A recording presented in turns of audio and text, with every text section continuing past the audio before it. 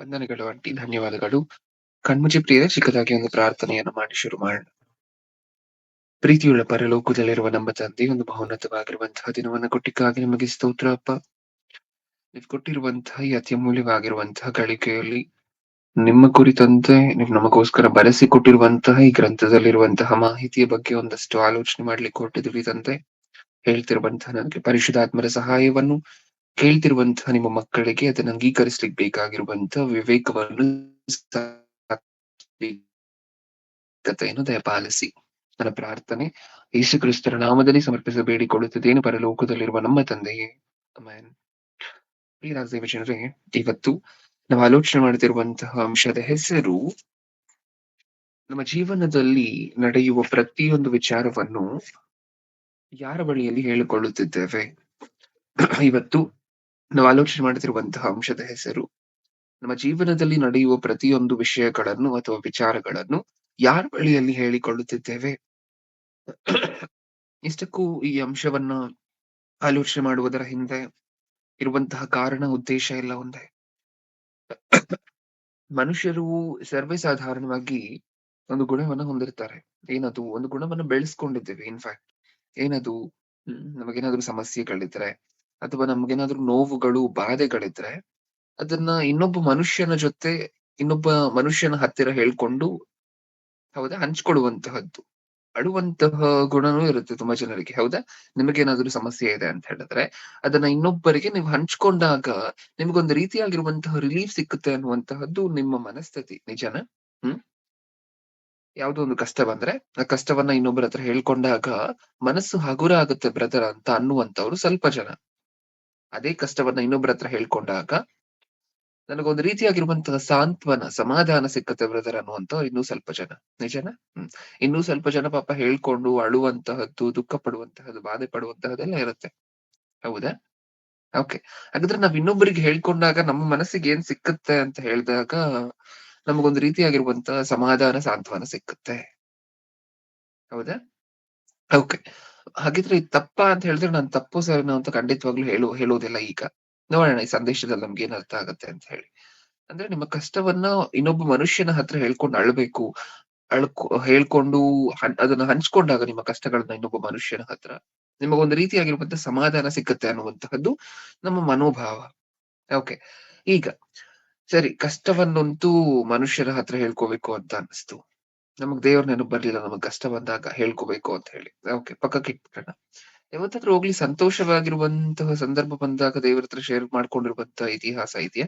ಹ್ಮ್. ನಾನ್ first ಹೇಳ್ತಿರುವಂತಹದ್ದು. ಅಂದ್ರೆ ಪ್ರಪ್ರಥಮವಾಗಿ ದೇವ್ರ ಹತ್ರ ಶೇರ್ ಮಾಡ್ಕೊಂಡಿರುವಂತಹ ಇತಿಹಾಸ ಇದೆಯಾ? ಇಲ್ಲ ಅಲ್ವಾ? ನಮಗ್ ನಾರ್ಮಲ್ ಆಗಿ ಮನುಷ್ಯರೇ ಯಾವಾಗ್ಲೂ ನೆನಪು ಬರುವಂತಹದ್ದು. ಅಂದ್ರೆ ಒಂದು ದುಃಖ ಬಂದ್ರೆ, ಒಂದು ಕಷ್ಟ ಬಂದ್ರೆ ನಮ್ಮ ಜೀವನದಲ್ಲಿ, ಆ ಕಷ್ಟವನ್ನ ಮನುಷ್ಯರ ಹತ್ರ ಹೇಳ್ಕೊಂಡ್ರೆ ಸಮಾಧಾನ ಸಿಕ್ಕತ್ತೆ ಬ್ರದರ್ ಅಂತ ಅಂದ್ವಿ. ಹೌದಾ? ಯಾವಾಗ್ಲಾದ್ರೂ ದೇವರ ಹತ್ರ ಹೇಳ್ಕೊಂಡ್ರೆ ಸಮಾಧಾನ ಸಿಕ್ಕತ್ತೆ ಬ್ರದರ್ ಅಂತ ಅನ್ನುವಂತಹ ಆಲೋಚನೆ ಬಂತಾ ನಮಗೆ? ಬಂದಿಲ್ಲ. ಮನುಷ್ಯರ ಹತ್ರ ಹೇಳ್ಕೊಂಡ್ರೆ ಮನಸ್ಸು ಹಗುರ ಆಗತ್ತೆ ಬ್ರದರ್. ಅದಕ್ಕೆ ಕಷ್ಟ ಬಂದ್ರೆ ಹೆಂಡತಿ ಗಂಡ ಹತ್ರ ಹೇಳ್ಕೊಳ್ಳುವಂತಹದ್ದು, ಗಂಡನು ಹೆಂಡತಿ ಹತ್ರ ಹೇಳ್ಕೊಳ್ಳುವಂತಹದ್ದು, ತಂದೆ ತಾಯಂದಿರು ಮಕ್ಕಳ ಹತ್ರ, ಮಕ್ಕಳು ತಂದೆ ತಾಯಂದಿರ ಹತ್ರ. ಹೌದಾ? ಹ್ಮ್. ನಿಮ್ಮ ಕೈಯಲ್ಲಿ ಯಾರ್ ಸಿಗ್ತಾರೋ ಅವ್ರಿಗೆ ಹೇಳ್ಕೊಳ್ತಿರ್ತೀರ ನಿಮ್ಮ ಮನಸ್ಸಲ್ಲಿರುವಂತಹ ಬಾಧೆಯನ್ನ. ಹೇಳ್ಕೊಂಬೇಡಿ ಅಂತ ನಾನ್ ಹೇಳ್ತಿಲ್ಲ. ಗಂಡನು ಹೆಂಡತಿಗೆ ಹೇಳ್ಬಾರ್ದು, ಹೆಂಡತಿ ಗಂಡನಿಗೆ ಹೇಳ್ಬಾರ್ದು ಅಂತ ನಾನ್ ಹೇಳ್ತಿಲ್ಲ. ಆದ್ರೆ ಯಾವತ್ತಾದ್ರೂ ಕಷ್ಟ ಬಂದಾಗ ಅದನ್ನ ಪ್ರಪ್ರಥಮವಾಗಿ ದೇವ್ರ ಹತ್ರ ಶೇರ್ ಮಾಡ್ಕೊಂಡು ಆಮೇಲೆ ಮನುಷ್ಯರ ಹತ್ರ ಶೇರ್ ಮಾಡ್ಕೊಂಡಿರುವಂತಹ ಇತಿಹಾಸ ಇದೆಯಾ? ಹ್ಮ್. ಸಂತೋಷ ಆದಾಗ, ಯಾವುದೋ ಒಂದು ಖುಷಿಯ ವಿಚಾರ ನಡೆದಾಗ ನಿಮ್ಮ ಜೀವನದಲ್ಲಿ, ಉದಾಹರಣೆಗೆ ನಿಮ್ಮ ಕೆಲಸದ ಜಾಗದಲ್ಲಿ ನಿಮಗೆ ಪ್ರಮೋಷನ್ ಆಯ್ತು ಅಂತ ಅನ್ಕೊಳ್ಳಿ. ಓಕೆ. ನಿಮ್ಗೆ ಪ್ರಮೋಷನ್ ಆಗಿದ ತಕ್ಷಣ ಎಲ್ಲೆಲ್ಲಿ ಹೊರಟೋಗಿರುತ್ತೆ ನೋಡಿ ಒಂದ್ಸರಿ ಫೋನ್ ಕಾಲ್ಸ್. ನಿಜಾನಾ? ಊರಲ್ಲಿರುವಂತಹ ಅಜ್ಜಿ ತಾತನಿಗೆ ಹೊರಟೋಗಿರುತ್ತೆ, ಊರಲ್ಲಿರುವಂತಹ ಸಂಬಂಧಿಕರಿಗೆ ಹೊರಟೋಗಿರುತ್ತೆ, ಎಲ್ಲೋ ಇರುವಂತಹ ಸ್ನೇಹಿತರಿಗೆ ಹೊರಟೋಗಿರುತ್ತೆ ಫೋನ್ ಕಾಲ್. ಹೌದಾ? ಹ. ಆಮೇಲೆ ಮನೆಗ್ ಬಂದು ಸ್ವೀಟ್ಸ್ ಹಂಚುವಂತಹದ್ದು ಶುರು ಆಗೋಗಿರುತ್ತೆ. ಒಬ್ಬರಿಗಾದ ನಂತರ ಒಬ್ಬರಿಗೆ ಸ್ವೀಟ್ಸ್ ಕೊಡ್ತಿರ್ತೀವಿ. ಎಲ್ ಇದೆಲ್ಲ ಮಾಡುವುದಕ್ಕಿಂತ ಮುಂಚೆ ನಾವು ಪ್ರಮೋಷನ್ ಆಗಿದ ತಕ್ಷಣ ನಾವು ದೇವರ ಹತ್ರ ಹೇಳ್ಕೊಂಡ್ವಾ ಅದನ್ನ? ಹ್ಮ್. ಏನ್ ನಡೆದ್ರು ನಮ್ಮ ಜೀವನದಲ್ಲಿ ಒಬ್ಬರಿಗೆ ಹೇಳ್ಕೋಬೇಕು ಅಂತ ಅನ್ನುವಂತಹ ನಾವು, ನಮ್ಮ ಜೀವನದಲ್ಲಿ ಖುಷಿಯ ವಿಚಾರ ನಡೆದ್ರು ಅಥವಾ ದುಃಖದ ವಿಚಾರ ನಡೆದ್ರು ಒಬ್ಬರಿಗೆ ಹೇಳ್ಕೊಂಬೇಕು ಅನ್ನುವಂತಹ ಅಭ್ಯಾಸ ಇರುವಂತಹ ನಾವು, ಅದನ್ನ ಬರೀ ಏನಕ್ಕೋಸ್ಕರ ಮನುಷ್ಯರ ಹತ್ರನೇ ಹೇಳ್ಕೊಂಡು ಹಂಚ್ಕೊಳ್ತಿದೀವಿ. ಮನುಷ್ಯರ ಹತ್ರ ಹೇಳ್ಕೊಳ್ಳಿ, ಓಕೆ. ಆದ್ರೆ ಅದಕ್ಕಿಂತ ಮುಂಚೆ ಹೇಳ್ಕೋಬೇಕಾಗಿರುವಂತಹ ದೇವರ ಹತ್ರ ಅಲ್ವಾ? ನಿಮಗ್ ದುಃಖದ ವಿಚಾರ ನಡೆದ್ರು, ಸಂತೋಷದ ವಿಚಾರ ನಡೆದ್ರು ಇದೆರಡನ್ನೂ ಸಹ ಶೇರ್ ಮಾಡ್ಕೊಬೇಕಾಗಿದ್ದಂತಹದ್ದು ದೇವ್ರೇ ಆ ತರ ಅಲ್ವಾ?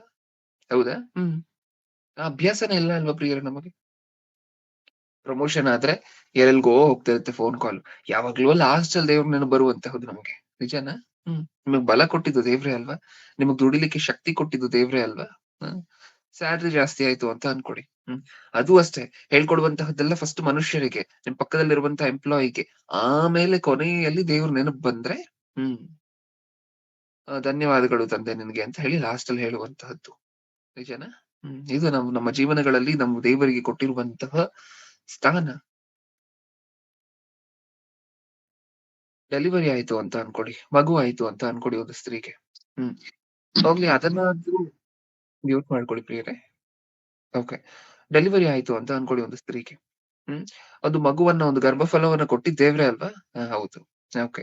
ಆ ಗರ್ಭಫಲ ಬಂದ ನಂತರ ದೇವ್ರೇನಾದ್ರೂ ನೆನಪು ಬರ್ತಾರ ನಮ್ಗೆ? ಕೃತಜ್ಞತೆ ಹೇಳ್ಲಿಕ್ಕೆ? ಹ್ಮ್.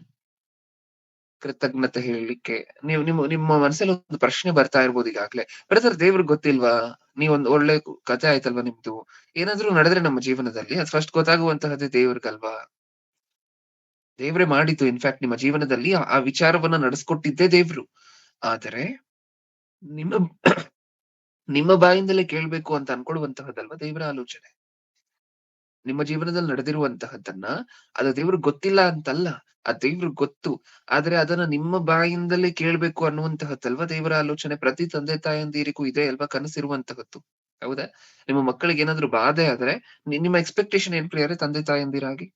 ನಿಮ್ಮ ಮಕ್ಕಳಿಗೆ ಏನಾದ್ರು ಬಾಧೆ ಆದ್ರೆ, ನಿಮ್ಮ ಮಕ್ಕಳಿಗೆ ಏನಾದ್ರು ಕಷ್ಟ ಇದ್ರೆ, ಅದನ್ನ ಬಂದು ನಿಮ್ಮ ಹತ್ರ ಹೇಳ್ಕೋಬೇಕು ಅನ್ನುವಂತಹದ್ದಲ್ವಾ ನಿಮ್ಮ ಎಕ್ಸ್‌ಪೆಕ್ಟೇಷನ್.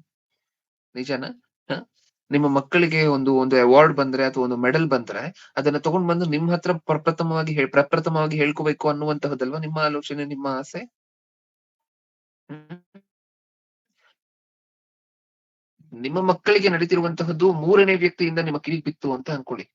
ನಿಮ್ಮ ಮಕ್ಕಳು ನಿಮಗ್ ಬಿಟ್ಟು ಪಕ್ಕದ ಮನೆಯವ್ರಿಗೆ ಆಂಟಿ ಅಂಕಲ್‌ಗೆ ಹೋಗಿ ಹೇಳ್ತಿದ್ದಾರೆ ಅಂತ ಅನ್ಕೊಳ್ಳಿ. ಅವ್ರ ಜೀವನದಲ್ಲಿ ನಡೀತಿರುವಂತಹದ್ದೆಲ್ಲ. ಅದು ಹೇಗಿರುತ್ತೆ ಕೇಳ್ಲಿಕ್ಕೆ? ಹೌದಾ? ನಿಮಗ್ ಬಾಧೆ ಆಗುತ್ತಲ್ವಾ? ನನ್ನ ಮಕ್ಕಳು ನನ್ನ ಹತ್ರ ಏನಕ್ಕೋಸ್ಕರ ಶೇರ್ ಮಾಡ್ಕೊಂತಿಲ್ಲ ಇದನ್ನೆಲ್ಲ? ನನ್ನ ಹತ್ರ ಅಲ್ವಾ ಶೇರ್ ಮಾಡ್ಕೋಬೇಕಾಗಿರುವಂತಹದ್ದು. ನಾನಲ್ವಾ ಅವ್ರು ನೋಡ್ಕೊಳ್ತಿರುವಂತಹದ್ದು. ಅವ್ರಿಗೆ ಕಷ್ಟ ಬಂದ್ರೆ ಅದನ್ನ ಬಗೆಹರಿಸುವಂತಹದ್ದು ನಾನಲ್ವಾ? ಅವ್ರಿಗೆ ಸಂತೋಷ ಯಾವುದೋ ಒಂದು ಸುಖಕರವಾಗಿರುವಂತಹ ಸನ್ನಿವೇಶ ಬಂತು ಅಂತ ಹೇಳಿದ್ರೆ ಅದಕ್ಕೆ ಕಾರಣ ನಾನಲ್ವಾ? ನನ್ನ ಹತ್ರ ಶೇರ್ ಮಾಡ್ಕೋಬೇಕಲ್ವಾ? ಇದು ನಿಮಗನ್ಸುತ್ತಾ? ನಿಮಗನ್ಸುತ್ತೆ. ದೇವ್ರಿಗೆ ಅನ್ಸೋದಿಲ್ವಾ? ಹ? ಅದು ಅಲ್ಲದೆ ಎಲ್ಲರ ಮನೆ ಮುಂದೆ ಬೋರ್ಡ್‌ಗಳನ್ನ ನಾವು ನೋಡಿದೀವಿ. ನಾವು ಏನಂತ ಹಾಕೊಂಡಿರ್ತೀವಿ ಕ್ರಿಸ್ಟಿಯನ್ಸ್ ನಾರ್ಮಲ್ ಆಗಿ ಹೊರಗಡೆ ಬೋರ್ಡ್‌ಗಳಲ್ಲಿ God is the head of the family.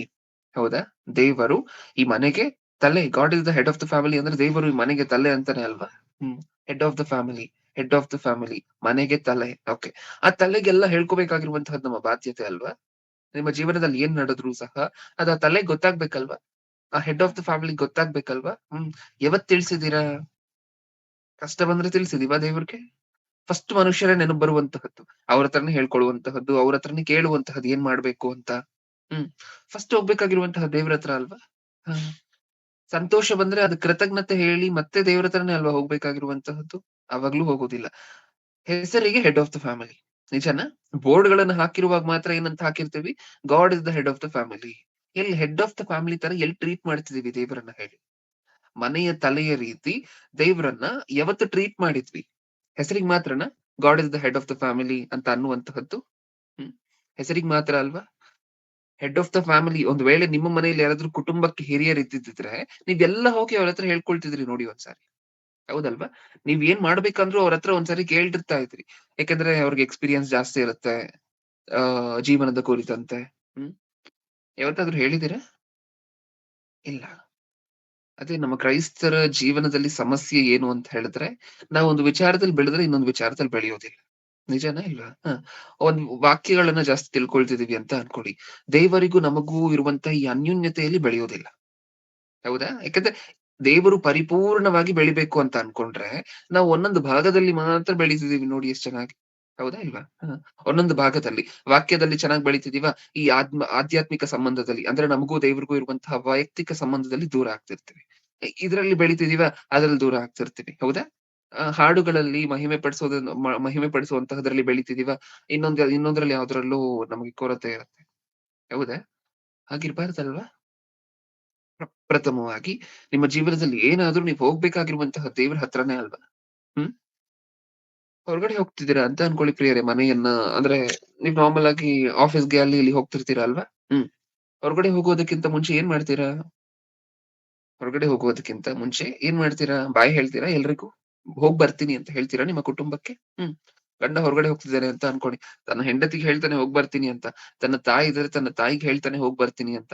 ಮಕ್ಕಳಿದ್ರೆ ಮಕ್ಕಳಿಗೆ ಹೋಗ್ ಬರ್ತೀನಿ ಅಂತ ಹೇಳಿ ಬಾಯ್ ಮಾಡ್ತಾನೆ. ಹೌದಾ? ಹ್ಮ್. ಮನೇಲಿ ಯಾರಾದ್ರೂ ಕೆಲಸದವರಿದ್ರೆ ಅವ್ರನ್ನು ಕರೆದು ಸರ್ ನಾನು ಹೋಗ್ ಬರ್ತೀನಿ ಅಂತ ಹೇಳಿ ಕೆಲಸದವ್ರಿಗೂ ಸಹ ಹೇಳಿ ಹೋಗ್ತಾನೆ. ಆದ್ರೆ ಇಲ್ಲಿ ಹೆಡ್ ಆಫ್ ದ ಫ್ಯಾಮಿಲಿ ಒಬ್ರು ಇದಾರಲ್ವಾ ಬೋರ್ಡ್ ಹಾಕೊಂಡಿರುವಂತಹ ಪ್ರಕಾರ ದೇವರು ನನ್ನ ಕುಟುಂಬಕ್ಕೆ ಯಜಮಾನರು ಅಂತ ಹೇಳ್ಕೊಳ್ತಿದೀವಲ್ವಾ ಆ ಕುಟುಂಬದ ಯಜಮಾನರಿಗೆ ಯಾವತ್ತಾದ್ರೂ ನೀವು ಹೊರಗಡೆ ಹೋಗ್ಬೇಕಾದ್ರೆ ಹೇಳಿದೀರಾ? ಹ್ಮ್. ಯಾವತ್ತಾದ್ರೂ ಹೇಳಿದೀವಾ? ಹ. ಎಲ್ರಿಗೂ ಬಾಯ್ ಮಾಡ್ತೇವೆ. ಕೊನೆಯಲ್ಲಿ ಒಂದಷ್ಟು ದೂರ ಹೋದ ನಂತರ ಒಂದು 4, 5 ಹೆಜ್ಜೆಗಳನ್ನ ಹಾಕೊಂಡು ಹೊರಗಡೆ ಹೋದ ನಂತರ ನಮ್ಗ್ ನೆನಪು ಬರುತ್ತೆ. ಏನಂತ? ಹ್ಮ್. ಅಯ್ಯೋ! ಇವತ್ತು ಪ್ರಾರ್ಥನೆ ಮಾಡಿಲ್ಲ. ಇವತ್ತು ಪ್ರಾರ್ಥನೆ ಮಾಡಿಲ್ಲ ಮನೆಯಿಂದ ಹೊರಗಡೆ ಬರ್ಬೇಕಾದ್ರೆ. ಹೌದಾ? ಎಲ್ರಿಗೂ ಹೇಳಿದ್ವಾ? ಅವಾಗ ಎಲ್ಲರೂ ನೆನ್ಪಿತ್ತಾ ನಮಗೆ? ಎಲ್ರಿಗೂ ಬಾಯ್ ಮಾಡ್ಬೇಕಾದ್ರೆ ನೆನ್ಪಿತ್ತಾ? ಹ. ಕೆಲಸದವ್ರಿಗೂ ಬಾಯ್ ಮಾಡಿದ್ವಾ? ಹ. ಅಂದ್ರೆ ದೇವ್ರು ಕೆಲಸದವರಷ್ಟು ಹಂತಕ್ಕೆ ಬರೋದಿಲ್ವಾ ನಮ್ಮ ಜೀವನಗಳಲ್ಲಿ? ನಮ್ಮ ಮನೇಲಿ ಕೆಲಸ ಮಾಡುವಂತಹ ಕೆಲಸದವರ ಹಂತಕ್ಕೂ ಬರೋದಿಲ್ವಾ ದೇವ್ರು? ಹ್ಮ್. ಕೆಲಸ ಮಾಡುವಂತವ್ರನ್ನ ಸಹ ಕರ್ದು ಮೇಡಮ್ ಬಾಯ್ ಅಥವಾ ಅಕ್ಕ ಬಾಯ್, ಅಣ್ಣ ಬಾಯ್ ಅಂತ ಹೇಳಿ ಹೋಗ್ತೀವಾ? ಅವ್ರಿಗೂ ಬಾಯ್ ಮಾಡಿ ಹೋಗ್ತೀವಾ? ಹ. ದೇವರಿಗೆ ಮಾತ್ರ ಮರ್ತು ಹೋಗಿ ಒಂದ್ 5, 6 ಹೆಜ್ಜೆ ಹಾಕಿದ ನಂತರ ದೇವ್ರು ನೆನಪು ಬರ್ತಾರೆ. ಅವಾಗ ಅಯ್ಯೋ! ಇವತ್ತು ಪ್ರಾರ್ಥನೆ ಮಾಡಿಲ್ಲ. ಹ್ಮ್. ಅವಾಗ್ಲೂ ಏನಾದ್ರು ವಾಪಸ್ ಬರ್ತೀವಾ ಅಂದ್ರೆ ಇಲ್ಲ. ಸರಿ ದೇವ್ರು ಹೆಂಗೋ ಅಡ್ಜಸ್ಟ್ ಆಗೋಗ್ತಾರೆ ಅಂತ ಹೇಳಿ ಹೊರಟೋಗ್ತೀವಿ. ಇದು ನಾವು ನಮ್ಮ ಕುಟುಂಬದ ಯಜಮಾನರು, ನಮ್ಮ ಕುಟುಂಬದ ತಲೆಗೆ ನಾವು ಕೊಟ್ಟಿರುವಂತಹ ಸ್ಥಾನ ಇದು. ಯಾವತ್ತೂ ಸಹ ಅವ್ರ ಹತ್ರ ನಮ್ಮ ಬಾಧೆಗಳನ್ನ, ಸಮಸ್ಯೆಗಳನ್ನ ಇಟ್ಕೊಂಡು ಹೋಗೇ ಇಲ್ಲ. ಹೌದಾ? ಯಾವಾಗ್ಲೂ ಎಲ್ರಿಗೂ ಹೇಳ್ಕೊಂಡ ನಂತರ ಯಾವಾಗ್ಲಾದ್ರೂ ನೆನಪು ಬಂದ್ರೆ ಅವಾಗ ಹೇಳ್ಕೊಳ್ತೀವಿ. ಹೌದಾ? ಹ್ಮ್. ಯಾವಾಗ್ಲೂ ನಮ್ಮ ಖುಷಿ, ನಮ್ಮ ಜೀವನದಲ್ಲಿ ನಡೀತಿರುವಂತಹ ಸ್ವಾರಸ್ಯಕರವಾಗಿರುವಂತಹ ವಿಚಾರಗಳನ್ನ ದೇವ್ರ ಹತ್ರ ಹೇಳ್ಕೊಂಡಿಲ್ಲ. ಶೇರ್ ಮಾಡ್ಕೊಂಡಿಲ್ಲ. ನಾವ್ ಹೋಗ್ಬೇಕಾದ್ರೂನು ದೇವ್ರ ಹತ್ರ ಹೇಳಿ ಹೋಗ್ತಿಲ್ಲ. ನಾವೊಂದು ಕೆಲಸ ಮಾಡುವುದಕ್ಕಿಂತ ಮುಂಚೆ ದೇವ್ರ ಹತ್ರ ಹೇಳಿ ಮಾಡ್ತಿಲ್ಲ. ದೇವರನ್ನ ಕೇಳಿ ಮಾಡ್ತಿಲ್ಲ. ನಿಜನಾ? ಒಂದ್ಸರಿ ಸತ್ಯವೇದ ನೋಡೋಣ. ಯೆರೆಮೀಯನ ಗ್ರಂಥ, ಯೆರೆಮೀಯನ ಗ್ರಂಥ 33ನೇ ಅಧ್ಯಾಯ, ಯೆರೆಮೀಯನ ಗ್ರಂಥ 33ನೇ ಅಧ್ಯಾಯ 3ನೇ ವಚನ.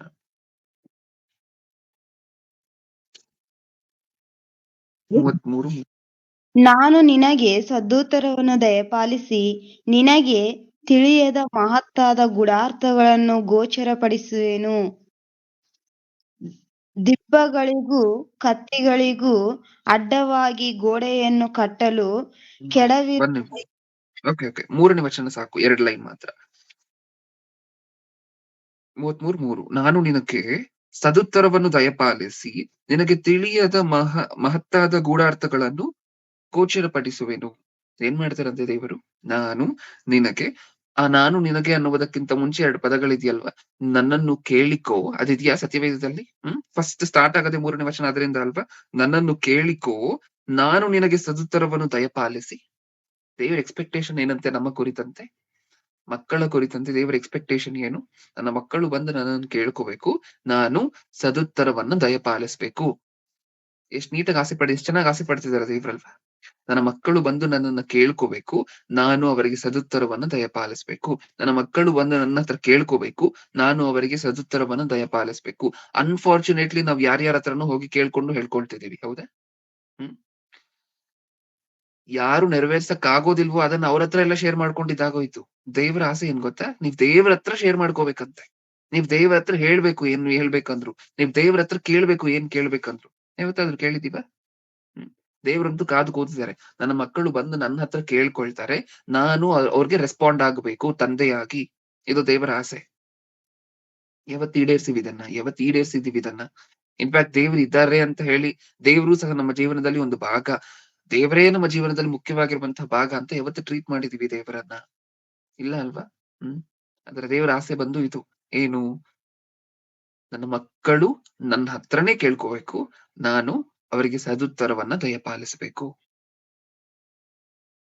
ಹೌದಾ? ಹ್ಮ್. ಚಿಕ್ಕದಾಗಿ ಒಂದು ಬಾಧೆ ಆದ್ರೆ ನಮಗ್ ಮೊದಲು ನೆನಪು ಬರುವಂತಹದ್ದು ಮಕ್ಕಳು. ಅಥವಾ ಚಿಕ್ಕದಾಗಿ ಮಕ್ಕಳಿಗೆ ಬಾಧೆ ಆದ್ರೆ ಅವ್ರ ಬಾಯಿಂದ ಬರುವಂತಹದ್ದು ಡ್ಯಾಡಿ, ಮಮ್ಮಿ ಇದೇನಾ ಮಕ್ಕಳ ಬಾಯಿಂದ ಬರುವಂತಹದ್ದು? ಹೌದು. ಡ್ಯಾಡಿ, ಮಮ್ಮಿಗೆ ಹೇಳ್ಕೋಬಾರ್ದು ಅಂತಲ್ಲ ಅದರ ಅರ್ಥ. ಮಕ್ಕಳಿಗೆ ಚಿಕ್ಕ ವಯಸ್ಸಿಂದ ಯಾವ ಗುಣವನ್ನ ಬೆಳೆಸ್ಬೇಕು ಅಂತ ಹೇಳಿದ್ರೆ ತಂದೆ ತಾಯಂದಿರಾಗಿ ನೀವು ಪ್ರಿಯರೇ, ಅವ್ರ ಜೀವನದಲ್ಲಿ ಪ್ರಪ್ರಥಮವಾಗಿ ಏನೇನ್ ಬೇಕಂದ್ರೂ ಸಹ, ಬೇಸಿಕ್ ಆಗಿ ಏನ್ ಬೇಕಿದ್ರೂ ಸಹ ಇದನ್ನ ಫಸ್ಟ್ ದೇವ್ರ ಹತ್ರ ಕೇಳ್ಬೇಕು. ಏನಾದ್ರು ಹೇಳ್ಬೇಕು ಅಂತ ಅನ್ಸಿದ್ರೆ ಫಸ್ಟ್ ದೇವ್ರ ಹತ್ರ ಹೇಳ್ಬೇಕು. ಆಮೇಲೆ ಅವ್ರು ಬಂದು ನಿಮ್ ಹತ್ರ ಹೇಳ್ಬೇಕು. ಈ ಗುಣವನ್ನ ಕಲಿಸ್ಬೇಕಲ್ವಾ ಮಕ್ಕಳಿಗೆ. ಹ್ಮ್ ಅವ್ರ ಜೀವನದಲ್ಲಿ ಏನಾದ್ರೂ ಸಹ ಮಮ್ಮಿ ಡ್ಯಾಡಿ ಅಂತಿದ್ದಾರೆ ಅಂತ ಹೇಳಿದ್ರೆ ಮಕ್ಕಳು ಸರಿ ಬೆಳಿತಿಲ್ಲ ಅಂತ ಅದರ ಅರ್ಥ. ಮಕ್ಕಳಿಗೆ ನಿಜವಾಗ್ಲೂ ವೈಯಕ್ತಿಕವಾಗಿರುವಂತಹ ಭಕ್ತಿ ಇಲ್ಲ ಅಂತ ಅದರ ಅರ್ಥ. ಆ ವಯಸ್ಸಿನಿಂದ ಹೇಳ್ಕೊಟ್ಟಿಲ್ಲ ತಂದೆ ತಾಯಿಯಂದಿರು ಅಂತ ಅದರ ಅರ್ಥ. ಹೌದು. ಒಂದು ಚಿಕ್ಕ ಪೆನ್ಸಿಲ್ ಬೇಕು ಅಂತ ಹೇಳಿದ್ರು ಅವರ ಶಾಲೆಗೆ ಪ್ರಪ್ರಥಮವಾಗಿ ಅದನ್ನ ಯಾರತ್ರ ಹೇಳು ಅಂತ ಹೇಳಿ ಕಳಿಸ್ಬೇಕು ತಂದೆ ತಾಯಿಯಂದಿರು. ದೇವ್ರ ಹತ್ರ ಕೇಳು. ದೇವ್ರ ಹತ್ರ ಕೇಳಿದ ನಂತರ ನನ್ನ ಹತ್ರ ಬಂದು ಪೆನ್ಸಿಲ್ ಬೇಕು ಅಂತ ಹೇಳು. ಫಸ್ಟ್ ಅವ್ರು ಬಂದು ನಿಮ್ ಹತ್ರ ಪೆನ್ಸಿಲ್ ಬೇಕು ಅಂತ ಹೇಳಿದ ತಕ್ಷಣ ನಿಮ್ಮ ಪ್ರಶ್ನೆ ಏನಾಗಿರ್ಬೇಕು ಗೊತ್ತಾ? ದೇವ್ರ ಹತ್ರ ಕೇಳ್ದ? ದೇವ್ರ ಹತ್ರ ಕೇಳ್ದ? ಅವ್ರು ಹೂ ಅಂದ್ರೆ ಮಾತ್ರ ನೀವ್ ಅದನ್ನ ಕೊಡಿಸುವಂತಹದ್ದು. ಅವ್ರು ಹೂ ಅಂದ್ರೆ ಫಸ್ಟ್ ಹೋಗ್ ಕೇಳು ಬಾ. ಹೀಗೆ ಅಲ್ವಾ ಮಕ್ಕಳನ್ನ ಬೆಳೆಸುವಂತಹದ್ದು. ಬೆಳೆಸ್ತಿದೀವಾ? ಹ್ಮ್ ಇವಾಗ್ಲೂ ಸಹ ದೊಡ್ಡವರಾಗಿರ್ತಾರೆ ಮಕ್ಕಳು. ಇವಾಗ್ಲೂ ಸಹ ಏನಾದ್ರು ಆದ್ರೆ ಮಮ್ಮಿ ಡ್ಯಾಡಿ ಅಂತ ಹೇಳಿ ಹತ್ಕೊಂಡ್ ಕೂತಿರ್ತಾರೆ. ಆದ್ರೆ ಮಮ್ಮಿ ಡ್ಯಾಡಿ ಹತ್ರ ಹೋಗ್ಬಾರ್ದು ಅಂತಲ್ಲ ಅದರ ಅರ್ಥ. ಫಸ್ಟ್ ದೇವ್ರ ಹತ್ರ ಹೋದ್ಯಾ ಅಂತ ಪ್ರಶ್ನೆ. ಹ್ಮ್ ಮಕ್ಕಳಿಗೆ ಚಿಕ್ಕದಾಗಿ ಒಂದು ಪೆನ್ಸಿಲ್ ಬೇಕಂದ್ರು, ಮಕ್ಕಳಿಗೆ ಒಂದು ಚಿಕ್ಕ ಸ್ಟೇಷನರಿ ಐಟಮ್ ಬೇಕು ಅಂತ ಹೇಳಿದ್ರು, ಫಸ್ಟ್ ಅದು ದೇವ್ರ ಹತ್ರ ಹೋಗ್ಬೇಕು ಆ ರಿಕ್ವೆಸ್ಟ್. ಆ ವಯಸ್ಸಿನಿಂದ ಬೆಳವಣಿಗೆ ಶುರು ಆದ್ರೆ ಕೊನೆಯವರೆಗೂ ಸಹ ಅವ್ರು ಇದನ್ನೇ ಫಾಲೋ ಮಾಡ್ತಾ ಬರ್ತಾರೆ. ಕೊನೆಯವರೆಗೂ ಅವ್ರ ಜೀವನದಲ್ಲಿ ಎಲ್ಲಾ ವಿಚಾರಕ್ಕೂ ಸಹ ದೇವ್ರನ್ನೇ ಆಶ್ರಯಿಸ್ಕೊಳ್ತಾರೆ. ಕೇಳುವಂತಹ ದೇವ್ರ ಹತ್ರನೇ ನಡೆಸ್ತಿರ್ತಾರೆ. ಹೇಳುವಂತಹದ್ದು ದೇವ್ರ ಹತ್ರನೇ ನಡೆಸ್ತಿರ್ತಾರೆ. ಹೌದಾ? ಹ್ಮ್. ಆದ್ರೆ ಚಿಕ್ಕ ವಯಸ್ಸಿಂದ ಹಂಗ್ ಬೆಳೆಸಿಲ್ಲ ಅಲ್ವಾ ಮಕ್ಕಳನ್ನ. ಹ್ಮ್. ನಾವು ಇದನ್ನ ಫಾಲೋ ಮಾಡ್ತಿಲ್ಲ. ಮಕ್ಕಳಿಗೂ ಸಹ ಇದನ್ನ ಹೇಳ್ಕೊಡ್ತಿಲ್ಲ. ಮೋಸ ಅಲ್ವಾ? ಮೋಸ ಅಲ್ವಾ? ಮಕ್ಕಳನ್ನ ದೇವ್ರು ನಿಮ್ಮನ್ನ ನಂಬಿ ನಿಮ್ಮ ಕೈಯಲ್ಲಿ ಕೊಟ್ರೆ, ನೀವೇನು ಅವ್ರಿಗೋಸ್ಕರ ಬೆಳೆಸ್ತೀರಾ ಅಂತ ಹೇಳಿ ನಾವೇನ್ ಮಾಡ್ತಿದೀವಿ? ಹ್ಮ್. ಈ ಈ ಬೇಸಿಕ್ ಮ್ಯಾನರ್ಸ್ ಅನ್ನ ಹೇಳ್ಕೊಡ್ತಾನೆ ಇಲ್ಲ. ಕ್ರೈಸ್ತರ ಜೀವನ ಹೀಗಿರ್ಬೇಕು ಪ್ರಿಯರೇ. ಚಿಕ್ಕ ವಿಚಾರ ಅಂದಾದ್ರೂ ಸಹ ಅದನ್ನ ದೇವ್ರ ಹತ್ರ ಶೇರ್ ಮಾಡ್ಕೋಬೇಕು ನೀವು. ನಿಮ್ಮ ವೈಯಕ್ತಿಕ ಪ್ರಾರ್ಥನೆಗಳಲ್ಲಿ. ಅದಕ್ಕೆ ವೈಯಕ್ತಿಕವಾಗಿ ಪರ್ಸನಲ್ ಪ್ರೇಯರ್ಸ್ ಅದಕ್ಕೆ ಅಲ್ವಾ ಮಾಡುವಂತಹದ್ದು. ಅದನ್ನ ದೇವ್ರ ಹತ್ರ ಶೇರ್ ಮಾಡ್ಕೊಳ್ಲಿಕ್ಕೆ ಅಲ್ವಾ? ಏನ್ ನಡೆದ್ರೂ ಸಹ ಅದನ್ನ ದೇವ್ರ ಹತ್ರ ಶೇರ್ ಮಾಡ್ಬೇಕು. ಫಸ್ಟ್ ರ್ಯಾಂಕ್ ಬಂತ ಮಗನಿಗೆ ಅದನ್ನ ಹೋಗಿ ಫಸ್ಟ್ ದೇವ್ರ ಹತ್ರ ಹೇಳ್ಬೇಕು. ತಂದೆ ಇದು ನೀವ್ ಕೊಟ್ಟಿದ್ದು. ನೀವ್ ಕೊಟ್ಟಿರುವಂತಹ ಜ್ಞಾನ, ನೀವ್ ಕೊಟ್ಟಿರುವಂತಹ ಬುದ್ಧಿ, ನೀವ್ ಕೊಟ್ಟಿರುವಂತಹ ಶಕ್ತಿ ಅದನ್ನ ಫಸ್ಟ್ ದೇವ್ರ ಹತ್ರ ಹೇಳ್ಬಿಟ್ಟು ಆಮೇಲೆ ಬಂದು ತಂದೆ ತಾಯಂದಿರಿಗೆ ಹೇಳ್ಬೇಕು. ಎಷ್ಟ್ ಜನ ಕಲ್ಸಿದೀವಿ ತನ್ನ ಮಕ್ಕಳಿಗೆ. ಬ್ರದರ್ ನೀವ್ ಸುಮ್ನಿರಿ ಬ್ರದರ್ ನಾವೇ ಫಾಲೋ ಮಾಡ್ತಿಲ್ಲ ಮಕ್ಕಳಿಗೆ ಎಲ್ಲಿ ಕಲಿಸ್ತೀವಿ ಇನ್ನ? ಹೌದಾ? ಹೋಗ್ಲಿ. ಮನುಷ್ಯರಿಗೆ ಹೇಳ್ಕೊಳ್ತಿದೀವಲ್ವಾ ಪ್ರಿಯರೇ? ಮನುಷ್ಯರಿಗೆ ಹೇಳ್ಕೊಳ್ಳುವುದರಿಂದ ನಮಗ್ ಬರುವಂತಹ ಲಾಭ ಏನು ಹೇಳಿ ಹೋಗ್ಲಿ? ಕುಟುಂಬಸ್ಥರಿಗೆ ನಾನ್ ಮಾತಾಡ್ತಿಲ್ಲ. ಹೊರಗಡೆ ಇರುವಂತಹ ಮನುಷ್ಯರಿಗೂ ಸಹ ತುಂಬಾ ಜನ ಹೇಳ್ಕೊಳ್ತಿರ್ತೀವಿ ನಿಜಾನಾ? ಹ್ಮ್. ಒಂದ್ ರೀತಿಯಾಗಿರುವಂತಹ ಸಾಂತ್ವನ ಸಿಕ್ಕುತ್ತೆ ಬ್ರದರ್, ಸಮಾಧಾನ ಸಿಕ್ಕುತ್ತೆ ಬ್ರದರ್ ಕಷ್ಟ ಹೇಳ್ಕೊಂಡಾಗ. ಹೌದಾ? ಓಕೆ. ಹೋಗ್ಲಿ. ನಿಮ್ಮ ಕಷ್ಟಗಳು ನಿಮಗಿರುವಂತ ಕಷ್ಟದ ಪರಿಸ್ಥಿತಿಯನ್ನ ಇನ್ನೊಬ್ಬರಿಗೆ ಹೇಳ್ಕೊಳ್ತಿದ್ದೀರಾ ಅಂತ ಅನ್ಕೊಳ್ಳಿ. ನಿಮಗೇನ್ ಸಿಕ್ಕುತ್ತೆ ಹೇಳಿ? ಏನ್ ಸಿಕ್ಕುತ್ತೆ? ಹ್ಮ್. ಹೋಗ್ಲಿ ಕುಟುಂಬಸ್ಥರಿಗೆ ಹೇಳ್ಕೋಬೇಕು. ಹೇಳ್ಕೊಳುವಂತಹದ್ದು ಒಳ್ಳೆಯದೇ. ಅದನ್ನ ಹೊರತುಪಡಿಸಿ ಯಾರ್ಯಾರಿಗೋ ಶೇರ್ ಮಾಡ್ಕೊಳ್ತಿದೀವಿ ಅಂತ ಅನ್ಕೊಳ್ಳಿ. ಏನ್ ಸಿಕ್ಕುತ್ತೆ ನಿಮ್ಗೆ ಕಷ್ಟಗಳನ್ನ ಹೇಳ್ಕೊಳ್ಳುವುದರಿಂದ ಇನ್ನೊಬ್ಬರಿಗೆ? ಏನ್ ಸಿಕ್ಕುದಿಲ್ಲ ಬ್ರದರ್. ಹೌದಲ್ವಾ? ಹವಾಮಾನ ಯಾಕಂದ್ರೆ ನಿಮ್ಮ ಕಷ್ಟಗಳನ್ನ ನೀವು ಅವ್ರ ಮುಂದೆ ಬಿಚ್ಚಿಡ್ತಾ ಇಷ್ಟು ದಿನ ನಿಮ್ಮನ್ನ ಮೇಡಮ್ ಅಥವಾ ಸರ್ ಅಂತ ಹೇಳಿ ಅಥವಾ ಅಣ್ಣ ಅಂತ ಹೇಳಿ ಅಥವಾ ಅಕ್ಕ ಅಂತ ಹೇಳಿ ಕರಿತಿದ್ದಂತಹ ವ್ಯಕ್ತಿ ಏನಂತ ಕರೀತಾರೆ ಗೊತ್ತಾ? ಏನ್ರಿ? ನಿಜಾನಾ? ಎಷ್ಟು ದಿನ ಏನ್ ಕರೀತಿದ್ರು? ಅಣ್ಣ ಅಂತಾನೋ, ಅಕ್ಕ ಅಂತಾನೋ ಕರೀತಿದ್ರು. ಇವಾಗ ನಿಮ್ಮ ಕಷ್ಟಗಳನ್ನ ಬಿಚ್ಚಿಟ್ಟ ನಂತರ ಏನಂತ ಕರೀತಿದ್ದಾರೆ? ಏನ್ರಿ? ಎಲ್ಲಿಂದ ಬಂತಪ್ಪ ಇಷ್ಟೊಂದ್ ಸಲಿಗೆ? ಎಲ್ಲಿಂದ ಬಂತು? ನೀವ್ ಬಿಚ್ಚಿಟ್ರಲ್ವಾ ಕಷ್ಟಗಳನ್ನ. ಆ ಕಷ್ಟಗಳೇ ಇಷ್ಟೊಂದ್ ಸಲಿಗೆಯನ್ನ ತಗೊಂಡ್ ಬಂತು. ಹೌದಾ? ಹೋಗ್ಲಿ. ಇಷ್ಟೇನಾ? ಇಲ್ಲ. ನಿಮ್ಮ ಕಷ್ಟಗಳನ್ನ ನೀವು ಬಿಚ್ಚಿಟ್ಟ ನಂತರ ನಿಮ್ಮ ಕಷ್ಟಗಳನ್ನ ಇನ್ನೊಂದ್ 10 ಜನರ ಮುಂದೆ ಅವ್ರು ಬಿಚ್ಚಿಡ್ತಾರೆ. ಆ 10 ಜನ ಹೋಗಿ 100 ಜನರ ಮುಂದೆ ಬಿಚ್ಚಿಡ್ತಾರೆ. ಇದು ನಡೆಯುವಂತಹದ್ದು. ನೀವು ಅವ್ರಿಗೆ ಕರೆಕ್ಟ್ ಹೇಳ್ಕೊಡ್ರೆ ಅವ್ರು ಇನ್ನೊಬ್ರಿಗೆ ಹೇಳ್ಕೊಳ್ತಾರೆ. ನಿಜಾನಾ? ಏನ್ ಪ್ರಿಯರೇ? ಓಕೆ. ಇದು ನಡೆಯುವಂತಹದ್ದು. ನಿಮ್ಮ ಕಷ್ಟಗಳನ್ನ ಹಂಚಿಕೊಂಡಾಗ ನಡೆಯುವಂತಹದ್ದಿದು. ಅವ್ರು ನಿಮ್ಗೆ ಕೊಡುವಂತಹ ಗೌರವದಲ್ಲಿ ಅರ್ಧ ಕಟ್ ಮಾಡಿ ಇನ್ನು ಅರ್ಧ ಗೌರವ ಕೊಡ್ತಾರೆ. ನಿಜಾನಾ? ಹ್ಮ್. ನೀವು ಒಬ್ರಿಗೆ ಹೇಳ್ಕೊಂಡ್ರೆ ಅವ್ರು ಹೋಗಿ 10 ಜನ ಹೇಳ್ಕೊಳ್ತಾರೆ. 10 ಜನಕ್ಕೆ ಹೇಳ್ಕೊಳ್ತಾರೆ. ಇದೇ ಅಲ್ವಾ ನಡೆಯುವಂತಹದ್ದು. ಹೋಗ್ಲಿ. ಸಂತೋಷವಾಗಿರುವಂತಹ ವಿಚಾರವನ್ನ ಇನ್ನೊಬ್ಬರಿಗೆ ಹಂಚ್ಕೊಂಡ್ರಿ ಅಂತ ಅನ್ಕೊಳ್ಳಿ. ಇದು ದುಃಖದ ವಿಚಾರವನ್ನ ನಿಮ್ಮ ಬಾಧೆಗಳನ್ನ ಇನ್ನೊಬ್ಬರಿಗೆ ಹಂಚ್ಕೊಂಡಾಗ. ಖುಷಿಯಾಗಿರುವಂತಹ ವಿಚಾರವನ್ನ ಹಂಚ್ಕೊಂಡ್ರಿ ಅಂತ ಅನ್ಕೊಳ್ಳಿ ಇನ್ನೊಬ್ಬರಿಗೆ. ಅವಾಗ ಏನಾಗುತ್ತೆ? ಹ್ಮ್. ನಿಮ್ಮ ಹೆಗಲ ಮೇಲೆ ಕೈ ಹಾಕಿ ಶಬಾಷ್ ಅಂತ ಹೇಳಿ ಹೊರಟೋಗ್ತಾರೆ. ನಿಜಾನಾ ಇಲ್ವಾ? ಅಷ್ಟೇನಾ? ಹ್ಮ್. ಅದಾದ ನಂತರ ಹೊಟ್ಟೆ ಕಿಚ್ಚು ಅನ್ನುವಂಥದ್ದು ಅಲ್ಲಿಂದಲೇ ಶುರು ಆಗತ್ತೆ. ನೀವೊಂದು ಸಾಧನೆ ಮಾಡಿದೀರಾ ಅಂತ ಅನ್ಕೊಳ್ಳಿ. ನಿಮ್ಗೆ ಅದರಿಂದ ಸಂತೋಷ ಆಗಿದೆ ಅಂತ ಅನ್ಕೊಳ್ಳಿ. ಅದನ್ನ ಇನ್ನೊಬ್ರಿಗೆ ಹೇಳಿದ್ರಿ ಅಂತ ಅನ್ಕೊಳ್ಳಿ. ನಿಮ್ಮ ಕಣ್ಮುಂದೆ ಶಭಾಷ್ ಅಂತ ಹೇಳಿ ನಿಮ್ಮ ಬೆನ್ ತಟ್ಟುವಂತಹದ್ದು. ಹಿಂದೆ ಹೋಗಿ ನೀನ್ ಒಬ್ನೇನ ಮಾಡಿರುವಂತಹದ್ದು ಈ ಕೆಲಸವನ್ನ ಎಷ್ಟೊಂದ್ ಜನ ಮಾಡಿದಾರೆ, ನೀನ್ ಮಾಡುವಂತಹ ದೊಡ್ಡ ವಿಚಾರ ಏನಲ್ಲ ಅಂತ ಹೇಳ್ಕೊಳ್ಳುವಂತಹದ್ದು, ಅನ್ಕೊಳ್ಳುವಂತಹದ್ದು. ಇದೆಲ್ಲ ಬೇಕಾ ನಮಗೆ? ಇನ್ನೊಬ್ಬರು ನಮ್ಮನ್ನ ನೋಡಿ ಹೊಟ್ಟೆ ಕಿಚ್ಚು ಪಡುವಂತಹದ್ದು ಬೇಕಾ? ಇನ್ನೊಬ್ಬರು ನಮ್ಮನ್ನ ನೋಡಿ ಆಡ್ಕೊಡುವಂತಹದ್ದು ಬೇಕಾ? ಕಷ್ಟವನ್ನ ಹೇಳಿದಾಗ ಬೇಡ ಅಲ್ವಾ? ಹೋಗ್ಲಿ, ನಿಮ್ಮ ಕಷ್ಟವನ್ನ ಏನಾದ್ರು ಬಗೆಹರಿಸ್ತಾರ ಅವರು? ಬಗೆಹರಿಸುವಂತಹ ದೇವ್ರು. ನಾವ್ ಅನ್ಫಾರ್ಚುನೇಟ್ಲಿ ಅವ್ರ ಹತ್ರ ಲಾಸ್ಟ್ ಅಲ್ಲಿ ಹೋಗ್ತಿದೀವಿ. ದೇವ್ರ ಹತ್ರ ಲಾಸ್ಟ್ ಅಲ್ಲಿ ಹೋಗ್ತಿದೀವಿ. ನಿಮ್ಗ್ ಖುಷಿ ಆಗಿದೆ ಅಂತ ಹೇಳಿದ್ರೆ ಆ ಖುಷಿಯ ವಿಚಾರವನ್ನ ತಂದಿಟ್ಟವ್ರು ದೇವ್ರು. ಅವ್ರ ಹತ್ರ ಲಾಸ್ಟ್ ಅಲ್ಲಿ ಹೋಗ್ತಿದೀವಿ. ಮನುಷ್ಯರ ಹತ್ರ ಎಲ್ಲ ಮುಗಿಸಿ, ಹಂಚ್ಬೇಕಾಗಿರುವಂತವ್ರಿಗೆಲ್ಲ ಸ್ವೀಟ್ ಹಂಚಿ, ಫೋನ್ ಮಾಡಿ ಹೇಳ್ಕೊಬೇಕಾಗಿರುವಂತವ್ ಎಲ್ಲರಿಗೂ ಸಹ ಹೇಳ್ಕೊಂಡು, ಅದಾದ್ಮೇಲೆ ಲಾಸ್ಟ್ ಅಲ್ಲಿ ದೇವ್ರ ನೆನಪು ಬಂದ್ರೆ ಅವ್ರ ಹತ್ರ ಹೋಗ್ತಿದೀವಿ. ಇದೇ ಅಲ್ವಾ ನಡೀತಿರುವಂತಹದ್ದು. ಹ್ಮ್ ಹೌದಾ? ಯಾವತ್ತು ಫಸ್ಟ್ ಪ್ರಯಾರಿಟಿ ಆಗಿ ನಾವು ದೇವ್ರನ್ನ ನಮ್ಮ ಜೀವನದಲ್ಲಿ ಯಾವತ್ತು ಟ್ರೀಟ್ ಮಾಡಿದೀವಿ? ಯಾವತ್ತು ಟ್ರೀಟ್ ಮಾಡಿದೀವಿ ಹೇಳಿ? ದಾವೀದನ ಭಕ್ತರ ಇತಿಹಾಸಗಳು ನಾವ್ ನೋಡಿದೀವಲ್ವಾ ಪ್ರಿಯ? ಭಕ್ತರು ನಿಜವಾಗ್ಲೂ ಭಕ್ತರು ಅಂತ ಹೇಳಿ ಸತ್ಯವೇದದಲ್ಲಿ ಕರೆಯಲ್ಪಟ್ಟಿರುವಂತಹದ್ದು ಏನಕ್ಕೋಸ್ಕರ ಗೊತ್ತಾ? ಅವ್ರ ಭಕ್ತರು ಅಂತ ಹೇಳಿ ದೇವರು ಹೈಲೈಟ್ ಮಾಡಿ ಬರ್ಸಿರುವಂತಹದ್ದು ಏನಕ್ಕೋಸ್ಕರ ಗೊತ್ತಾ? ಅವರಿಗೂ ದೇವರಿಗೂ ಇರುವಂತಹ ವೈಯಕ್ತಿಕ ಸಂಬಂಧ ಅದನ್ನ ಡಿನೋಟ್ ಮಾಡುತ್ತೆ. ಆ ಭಕ್ತಿ ಏನು ಅಂತ ಹೇಳಿ ಡಿನೋಟ್ ಮಾಡುತ್ತೆ. ಅವ್ರು ದೇವ್ರ ಹತ್ರ ಎಷ್ಟು ಕ್ಲೋಸ್ ಆಗಿದ್ರು, ದೇವರ ಹತ್ರ ಎಷ್ಟು ಕ್ಲೋಸ್ ಆಗಿದ್ರು ಭಕ್ತರು. ಅದನ್ನೇ ಆ ಭಕ್ತಿ ಅನ್ನುವಂತಹದ್ದು ಅದನ್ನ ಡಿನೋಟ್ ಮಾಡುತ್ತೆ. ನಮ್ಮ ತರ ಇರ್ಲಿಲ್ಲ. ನಮ್ಗೆ ಯಾವಾಗ್ಲೋ ದೇವ್ರ ನೆನಪು ಬರ್ತಾರೆ. ಅವಾಗ ದೇವ್ರ ನೆನಪು ಬರ್ತಾರೆ. ಅವ್ರು ದೇವ್ರೇ ಜೀವನ, ದೇವ್ರೇ ಉಸಿರು. ಉಸಿರನ್ನ ನಾವು ಪ್ರತಿ ಕ್ಷಣನೂ ಆಡ್ತೀವ. ಅದೇ ರೀತಿ ಪ್ರತಿ ಕ್ಷಣನೂ ಸಹ ದೇವರ ಬಗ್ಗೆ ಆಲೋಚನೆ ಮಾಡದೆ, ದೇವ್ರ ಹತ್ರ ಹೇಳ್ಕೊಳ್ದೆ, ದೇವ್ರ ಹತ್ರ ಮಾತಾಡದೆ ಅವ್ರ ಕೈಯಲ್ಲಿ ಇರ್ಲಿಕ್ಕೆ ಆಗ್ತಿರ್ಲಿಲ್ಲ. ಅದಕ್ಕೆ ಅವ್ರು ಭಕ್ತರಾದ್ರು. ನಾವು ಭಕ್ತಿಹೀನರಾಗಿದ್ದೀವಿ. ಹೌದಾ? ದಾವೀದನ ಇತಿಹಾಸಗಳನ್ನೆಲ್ಲ ನೀವ್ ನೋಡ್ತಾ ಬರ್ತಿರ್ಬೇಕಾದ್ರೆ, ದಾವೀದನಿಗೆ ಒಂದು ಸಲ ಅಪಾಯ ಅನ್ನುವಂತಹದ್ದು ಸಂಭವಿಸುತ್ತಲ್ವಾ ಸೌಲನ ಮೂಲಕ. ಸೌಲನು ಹೊಟ್ಟೆ ಕಿಚ್ಚುಪಟ್ಟು ದಾವೀದನನ್ನ ಕೊಲ್ಬೇಕು ಅಂತ ಹೇಳಿ ನೋಡಿದಾಗ, ಇಡೀ ಪ್ರಪಂಚವೂ ಸಹ ತನ್ನ ವಿರುದ್ಧವಾಗಿ ನಿಂತಂತೆ ಕಾಣಿಸುತ್ತೆ ದಾವೀದನಿಗೆ. ಯಾರ್ಯಾರು ತನ್ನ ವಿರುದ್ಧವಾಗಿ ನಿಂತಿರ್ತಾರೆ? ಸೌಲನು ರಾಜನಾಗಿರ್ತಾರ ಆಗ. ದಾವೀದನ್ ಇನ್ನೂ ರಾಜ ಆಗಿರೋದಿಲ್ಲ. ಓಕೆ.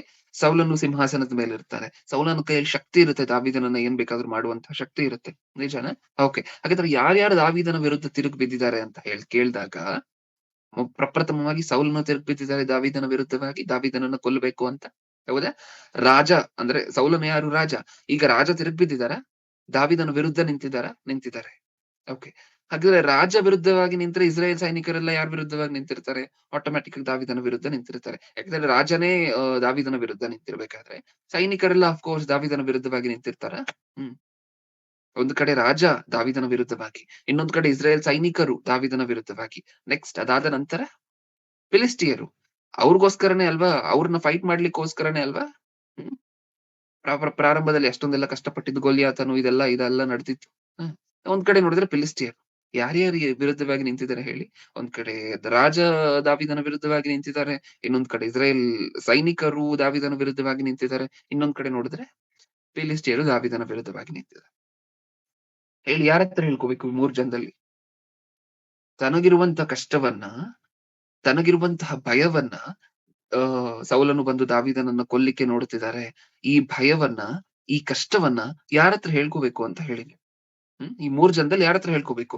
ಇಸ್ರಾಯೇಲ್ ಸೈನಿಕರ ಹತ್ರ ಹೇಳ್ಕೋಬೇಕಾ? ಅಥವಾ ಸೌಲನ ಹತ್ರನೇ ಹೇಳ್ಕೋಬೇಕಾ? ಅಥವಾ ಹೋಗಿ ಫಿಲಿಸ್ಟಿಯರ್ ಹತ್ರ ಹೇಳ್ಕೋಬೇಕಾ? ಯಾರ ಹತ್ರ ಹೇಳ್ಕೋಬೇಕು? ದೇವರ ಹತ್ರನೇ. ಹೌದಾ? ಯಾರಾದ್ರೂ ಇದಾರ ಹೋಗ್ಲಿ ಅವ್ರಿಗೆ ಹೇಳ್ಕೊಡ್ಲಿಕ್ಕೆ? ಯಾರಾದ್ರೂ ಇದಾರ? ಇಲ್ಲ ಅಲ್ವಾ? ಎಲ್ರು ವಿರುದ್ಧವಾಗಿ ನಿಂತಿರ್ಬೇಕಾದ್ರೆ ಇನ್ಯಾರ ಹತ್ರ ಹೇಳ್ಕೊಳ್ಳುವಂತಹದ್ದು? ಚಿಕ್ಕಪ್ಪ ದೊಡ್ಡಪ್ಪ ಯಾರಾದ್ರೂ ಇದಾರ? ಅವ್ರಿಗೂ ಇನ್ನೊಬ್ಬರ ಹತ್ರ ಹೇಳ್ಕೊಂಡ್ರೆ ನನ್ಗೆ ನೋವು ಕಮ್ಮಿ ಆಗುತ್ತೆ, ಬಾಧೆ ಕಮ್ಮಿ ಆಗುತ್ತೆ ಅಂತ ಹೇಳಿ ಹೇಳ್ಕೊಂಡು ಅಳಲಿಕ್ಕೆ ಯಾರಾದ್ರೂ ಇದಾರ? ಇಲ್ಲ ಆಶ್ರಯ? ಯಾರು ಇಲ್ಲ. ಎಲ್ಲ ತನ್ನ ವಿರುದ್ಧವಾಗಿ ನಿಂತಿದ್ದಾರೆ. ಇರುವಂತಹದ್ದು ಒಂದೇ ಆಪ್ಷನ್ ದೇವ್ರು. ನಿಜಾನ? ಇಲ್ಲಿ ಅದ್ಭುತವಾಗಿರುವಂತ ಸಂಗತಿ ಏನು ಅಂತ ಹೇಳಿದ್ರೆ, ದಾವೀದನು ಫಸ್ಟ್ ಏನ್ ನಡೆದ್ರು ತನ್ನ ಜೀವನದಲ್ಲಿ ದೇವರ ಹತ್ರನೇ ಹಂಚ್ಕೊಳ್ತಿದ್ರು. ಇನ್ಫ್ಯಾಕ್ಟ್ ಇನ್ನೊಬ್ರಿಗೆ ಏನಂತ ಹೇಳ್ಕೊಡ್ತಿದ್ದಾರೆ ಗೊತ್ತಾ ಒಂದ್ಸಾರಿ? ನೋಡೋಣ. ಕೀರ್ತನೆಗಳು 20ನೇ ಅಧ್ಯಾಯ 20ನೇ ಅಧ್ಯಾಯ ಯಾರು ಬರ್ದಿರುವಂತಹದ್ದು? ಯಾರು ಕೀರ್ತನೆ ಅದು ಇಷ್ಟಕ್ಕೂ? ಕೀರ್ತನೆ 20 ದಾವೀದನ ಕೀರ್ತನೆ. ಓಕೆ. ಇಷ್ಟಕ್ಕೂ ಅವ್ರ ಕೀರ್ತನೆಗಳಲ್ಲಿ ಏನಂತ ಹೇಳ್ಕೊಡ್ತಿದ್ದಾರೆ ಗೊತ್ತಾ ಇನ್ನೊಬ್ಬರಿಗೆ? ಇನ್ನೊಬ್ಬರಿಗೆ ಏನಂತ ಹೇಳ್ಕೊಡ್ತಿದ್ದಾರೆ ಗೊತ್ತಾ ಅವ್ರ ಕೀರ್ತನೆಗಳಲ್ಲಿ? ದಾವೀದನು ಇನ್ನೊಬ್ಬರಿಗೆ ಏನಂತ ಹೇಳ್ಕೊಡ್ತಿದ್ದಾರೆ ಅಂತ ಹೇಳಿ ನೋಡೋಣ 1ನೇ ವಚನದಲ್ಲಿ. ಇಕ್ಕಟ್ಟಿನಲ್ಲಿ ಯೆಹೋವನು ನಿನ್ನ ಪ್ರಾರ್ಥನೆಯನ್ನು ಕೇಳಲಿ, ಯಾಕೋಬನ ದೇವರ ನಾಮವು ನಿನ್ನನ್ನು ಉದ್ಧಾರ ಮಾಡಲಿ. ಇನ್ನೊಂದ್ಸರಿ, ಇಕ್ಕಟ್ಟಿನಲ್ಲಿ ಯೆಹೋವನು ನಿನ್ನ ಪ್ರಾರ್ಥನೆಯನ್ನು ಕೇಳಲಿ. ಇಕ್ಕಟ್ಟಿನಲ್ಲಿ ಯೆಹೋವನು ನಿನ್ನ ಪ್ರಾರ್ಥನೆಯನ್ನು ಕೇಳಲಿ ಅಂತ ಹೇಳ್ಕೊಡ್ತಿದ್ದಾರೆ ಅಂದ್ರೆ, ಇಕ್ಕಟ್ಟಿನಲ್ಲಿ ಯಾರಿಗ್ ನೀನ್ ಪ್ರಾರ್ಥನೆ ಮಾಡ್ಬೇಕು ಅಂತ ಹೇಳ್ಕೊಟ್ಟಂಗೆ. ಹ್ಮ್ ಇಕ್ಕಟ್ಟಿನಲ್ಲಿ ಯೆಹೋವನು ನಿನ್ನ ಪ್ರಾರ್ಥನೆಯನ್ನು ಕೇಳಲಿ ಅಂತ ಹೇಳ್ಕೊಡ್ತಿದ್ದಾರೆ ಅಂತ ಹೇಳಿದ್ರೆ, ನೀನ್ ಇಕ್ಕಟ್ಟಿನಲ್ಲಿ ಫಸ್ಟ್ ಯಾರಿಗ್ ಪ್ರಾರ್ಥನೆ ಮಾಡ್ಬೇಕು ಅಂತ ಅದರ ಅರ್ಥ? ದೇವರಿಗೆ. ನಾನ್ ಹೇಳಿದ್ ನಿಮ್ಗೆ ದೇವರಿಗೆ, ಹೌದಾ ಇಲ್ವಾ? ಯಾಕಂದ್ರೆ ಇಕ್ಕಟ್ಟಿನಲ್ಲಿ ದೇವರು ನಿನ್ನ ಪ್ರಾರ್ಥನೆಯನ್ನು ಕೇಳಲಿ ಅಂತ ಹೇಳ್ತಿದ್ದಾರೆ ಅಂದ್ರೆ, ಫಸ್ಟ್ ಇಕ್ಕಟ್ಟಿನಲ್ಲಿ ದೇವ್ರಿಗೆ ನೀನ್ ಪ್ರಾರ್ಥನೆ ಮಾಡ್ಬೇಕು. ಫಸ್ಟ್ ಅದನ್ನ ದೇವರ ಹತ್ರ ಹೇಳ್ಕೊಬೇಕು. ಅದೇ ಅಲ್ವಾ ಅದರ ಅರ್ಥ? ಅದಾದ ನಂತರ ದೇವರು ನೀನ್ ಮಾಡಿದಂತಹ ಪ್ರಾರ್ಥನೆಯನ್ನ ಕೇಳ್ತಾರೆ, ಕೇಳಲಿ. ಅದೇ ಅಲ್ವಾ ಅದರ ಅರ್ಥ? ಇನ್ನೊಬ್ಬರಿಗೆ ಏನಂತ ಬೋಧಿಸ್ತಿದ್ದಾರೆ ದಾವೀದನು? ಫಸ್ಟ್ ನಿಮ್ಮ ಜೀವನದಲ್ಲಿ ದೇವ್ರ ಹತ್ರ ಹೇಳ್ಕೊಳ್ಳಿ. ದೇವ್ರ ಹತ್ರ ಪ್ರಾರ್ಥನೆ ಮಾಡಿ. ದೇವ್ರ ಹತ್ರ ಪ್ರಾರ್ಥನೆಯಲ್ಲಿಡಿ. ನಿಮ್ಮ ಕಷ್ಟಗಳನ್ನಾಗಿರ್ಬೋದು, ನಿಮಗ್ ಸಂತೋಷವಾಗಿರುವಂತ ಕೃತ್ಯಗಳನ್ನಾಗಿರ್ಬೋದು, ಪ್ರತಿಯೊಂದೊಂದು ಸಹ ದೇವ್ರ ಹತ್ರ ಹೇಳ್ಕೊಳ್ಳಿ. ಹ್ಮ್ ಹೇಳ್ಕೊಂಡು ಮಾಡದೇ ಇರುವಂತಹದ್ದಲ್ಲ ಪ್ರಿಯ ದಾವೀದನ ಗುಣ. ತುಂಬಾ ಜನರಿಗೆ ನಮ್ಮಲ್ಲಿ ಅಭ್ಯಾಸ ಇರುತ್ತೆ. ನಾವ್ ಹೇಳ್ತೀವಿ ಆದ್ರೆ ಮಾಡೋದಿಲ್ಲ. ಹೌದಾ? ಹೇಳ್ತೀವಿ ಆದ್ರೆ ಮಾಡೋದಿಲ್ಲ. ದಾವೀದನು ಹಂಗಲ್ಲ. ಇನ್ನೊಬ್ಬರಿಗೆ ಹೇಳ್ಕೊಟ್ರ, ಇಕ್ಕಟ್ಟಿನಲ್ಲಿ ದೇವರಿಗೆ ಮೊರೆ ಇಡಿ ಅಂತ ಇನ್ನೊಬ್ಬರಿಗೆ ಹೇಳ್ಕೊಟ್ರ, ಇನ್ನೊಬ್ಬರಿಗೆ ಹೇಳ್ಕೊಟ್ಟಿರುವಂತಹ ತನ್ನ ಜೀವನದಲ್ಲಿ ಎಷ್ಟ್ ಚೆನ್ನಾಗಿ ಮಾಡ್ತಿದಾರೆ ನೋಡಿ. ಹ್ಮ್ ಕೀರ್ತನೆಗಳು 118ನೇ ಅಧ್ಯಾಯ 5ನೇ ವಚನ. 118:5.